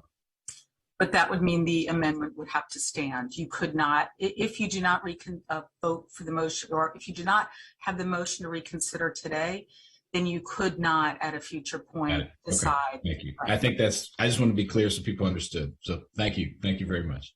Appreciate the clarification. Any other parliamentary inquiries? Okay, so there was a motion made by Council President to reconsider. Is there a second? Seconded by Councilmember Rice. And I believe then that, are we voting on, you don't need to vote on that. I believe the Council President was then going to suggest delaying the vote. So I'll recognize Council President Albornoz. Thank you. For the final amendment I'd like to put forward, I want to move to vote that the reconsideration of the amendment to Bill 3521 happen no later than March 22nd to give our staff a longer runway to be able to conduct the research necessary for us to be able to move this forward. So that is the amendment that I'd like to put forward now with the date certain. Council President makes a motion to delay the vote on reconsideration until no later than March 22nd. Is there a second? Councilmember Freed. Is there a second? Second. Councilmember Katz. Okay. Discussion. Councilmember Friedson. Yes, thank you. I'll just put forward, and I understand that we have complicated the parliamentary procedure and are trying our best to navigate our way out of it, as challenging as this and last conversation may have been. My preference, as you know, because it's related specifically to this proposal being put forward here, would be to vote forward on the Government Operations and Fiscal Policy Committee bill as it was put forward, which would mean that we would discard this. We would vote on this, motion to reconsider it. We would be back to the committee recommendation. We are prepared to vote that bill out, which would be a substantial step forward on many issues that are critical to many people and many organizations. We could discard the entire bill, which was the main purpose of what was put forward. And then we could take our time on this much more complicated issue that requires the substantive, thoughtful feedback that I believe we're going to get. That is an option that is still before us. We could handle that today. We could discard of this bill as went through the GO committee, and we could do it on the basis of 2 votes, voting to reconsider, approving this reconsideration as put forward by Councilmember Albornoz, and then voting the bill out as recommended by committee, because that would default it back to where we were. So I would propose that. I won't be supporting this latest proposal to delay this, because I think that there is a better path forward, and that is the rationale behind it. And should this motion fail, I am prepared to put forward the bill as to discard the motion to reconsider, to remove that amendment from the bill before us, to push forward the bill, to vote on that, to move it forward to final passage, and then to take up this bill and this issue and amendment separately, because ultimately it is a largely separate issue with a lot of machinations that still need to be worked out. So I don't see the need to delay all of the work that has been done up to this point in order to move forward on this one complicated issue. Appreciate that. Still before us is the motion to delay the vote on reconsideration. Councilmember Reamer. Sorry, I agree with Councilmember Friedson. I think we should pass the GO committee's version of the bill. And I think it's a good bill. And, I think these are all enormously complicated questions that I'm concerned we won't even be able to answer before 3 weeks from now when the packet is due. So I think that's my primary concern. I think this timeline, some questions are hard to answer. Of course, some are just, there's differences of opinion. There's some factual inquiries here that are quite complicated. So I'm concerned that we don't have time to answer them at this time. Thanks. So if I could just speak really quick, Vice President Glass, I appreciate the positions of both my colleagues. I'll just note 2 things. One, the reason I voted to table this was because I felt I needed more information in order to be able to fully have my eyes open. And that was the intent of what we're doing right now procedurally. And unfortunately, because of these complicating factors, we've got to do it in this way. Council staff have already begun the process of responding to the questions about both existing and future projects that would be impacted by the pilot amendment. And I think that once we have those responses, the council as a whole will be in a better position to move this forward. I understand Councilmember Friedson and Reamer's position, which they stated clearly in their preference in our last deliberation. But I do think this allows us more time to be able to make a thoughtful decision here, specifically with regards to that amendment. And that's why I support what we're doing right now to give us a little bit more time. So just wanted to provide that further background and context, which I did at the beginning of this discussion, but should have waited until now. Appreciate the further explanation, Council President. GO Chair Navarro, I think your hand's up. Thank you, Mr. Vice President. You know, I do agree with Councilmember Friedson and Councilmember Reamer, only because, I mean, GO went through this deliberation. You know, it's not as if it was like a philosophical thing. It was this notion of trying to figure out how long is it going to take for staff to research this. And we went ahead and said, okay, let's not move forward right this minute. Let's have a runway, bring this to full council to give staff time to kind of figure these things out. And it was not possible. I mean, that's why we ended up where we ended up. One of the things I said as chair was, you know, if we still don't have the information, I mean, one option would be to pass what we had deliberated on, what we already, you know, with the bill as introduced. And it doesn't preclude any council member from coming back and saying, hey, I want to introduce another bill. And then you start that process all over again, and you take your time to figure out these other complicated issues. So it's not as if the idea is to not do it whatsoever. It's just that, okay, you know, a committee took the time to do this deliberation, recognized that it was not as easy to get the information, decided to wait on that. I mean, that was a deliberate decision that the GO committee made. When it came to full council, we still didn't have the information. So to me, it seems like it's kind of symbolic to say, yeah, let's just kind of wait a couple more weeks.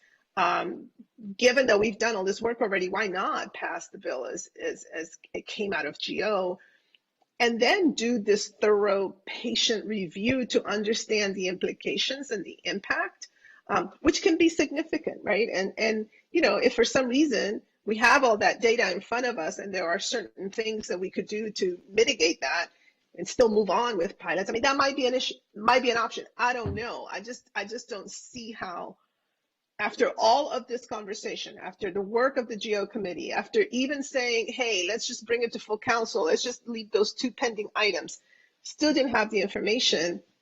Not sure. I don't know why we would just hold the bill, okay, even longer when we can dispose of that, get going with that so other folks can have clarity on where things stand, and then take the time to deliberate on a fresh bill and really do that patiently. So that would be it was my original preference.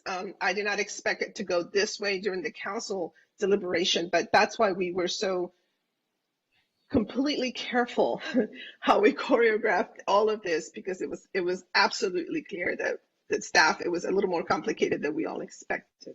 So thank you very much. Councilmember Jawando. Thank you. I will support this. I appreciate the intent in which it was offered. It was the plan that I understood, you know, coming into this meeting from conversations. I have amendments to address the issues that have been raised. We've all been working on this. The affordable housing issue will be taken off the table. The projects in the pipeline will not be an issue. That will all be presented when we come back, before we come back. And council members can make their decisions. The amendment, you get a vote, you don't want to vote for it, don't vote for it. We already, you know, that's fine. But the idea that the idea we don't have enough information or the issues won't be addressed, that's not true. They will be addressed. We will have the information available to us. You can never anticipate everything in a bill. That's why legislation is imperfect. The fiscal note took a while. There are philosophical and ideological and factual differences in how much prevailing wage costs versus it doesn't. And we've been presented with those options, and we have to weigh those and make our decisions. But there are also principles, and this amendment is totally aligned with the underlying bill, that if you're going to be giving or foregoing county money that to build things, that people should be paid a prevailing wage. It's a prevailing wage bill that I'm a co-lead on. And I appreciate the committee's consideration, but people can vote for the amendment or not vote for the amendment. But we will have the information. We've been working very hard with the affordable housing groups and with the administration. I know there's a list of questions we've all been submitting. I always want to make sure that people get their questions answered so they can make an intelligent decision. We will share amendments with colleagues to address, I think, the major concerns, and people can make a decision. So I think it's important to support this so that we can have that discussion and have a vote later this month. Thank you, Mr. President. Thank you. Councilmember Raymer, is your hand still up? Nope. Okay. Any other comments on the motion on the floor? Okay, all those in favor of the motion to delay the vote on reconsideration, signify by raising your hand. That is me, Councilmembers Jawando, Katz, Hucker, Reamer, Rice, and President Albornoz. All those opposed? I apologize. I was multitasking there. I intended to vote against this, got a little confused in my parliamentary terminologies. Duly noted. 6-4, and those against, Councilmembers Navarro, Reamer, and Friedson. The motion 6-3. 6-3. Sorry, long day. The motion to delay the vote on reconsideration passes, and I turn the baton back over to the Council President. All right.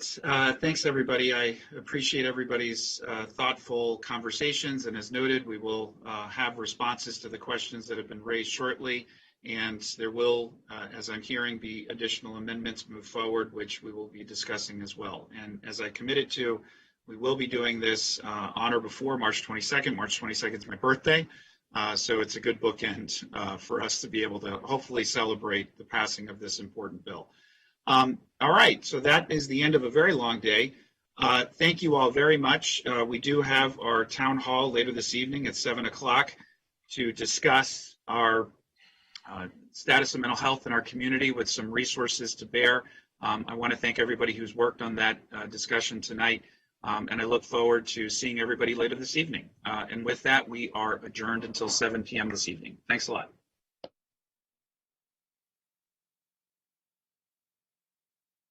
Throughout the day. When those conditions change, this station is updated with up-to-date transportation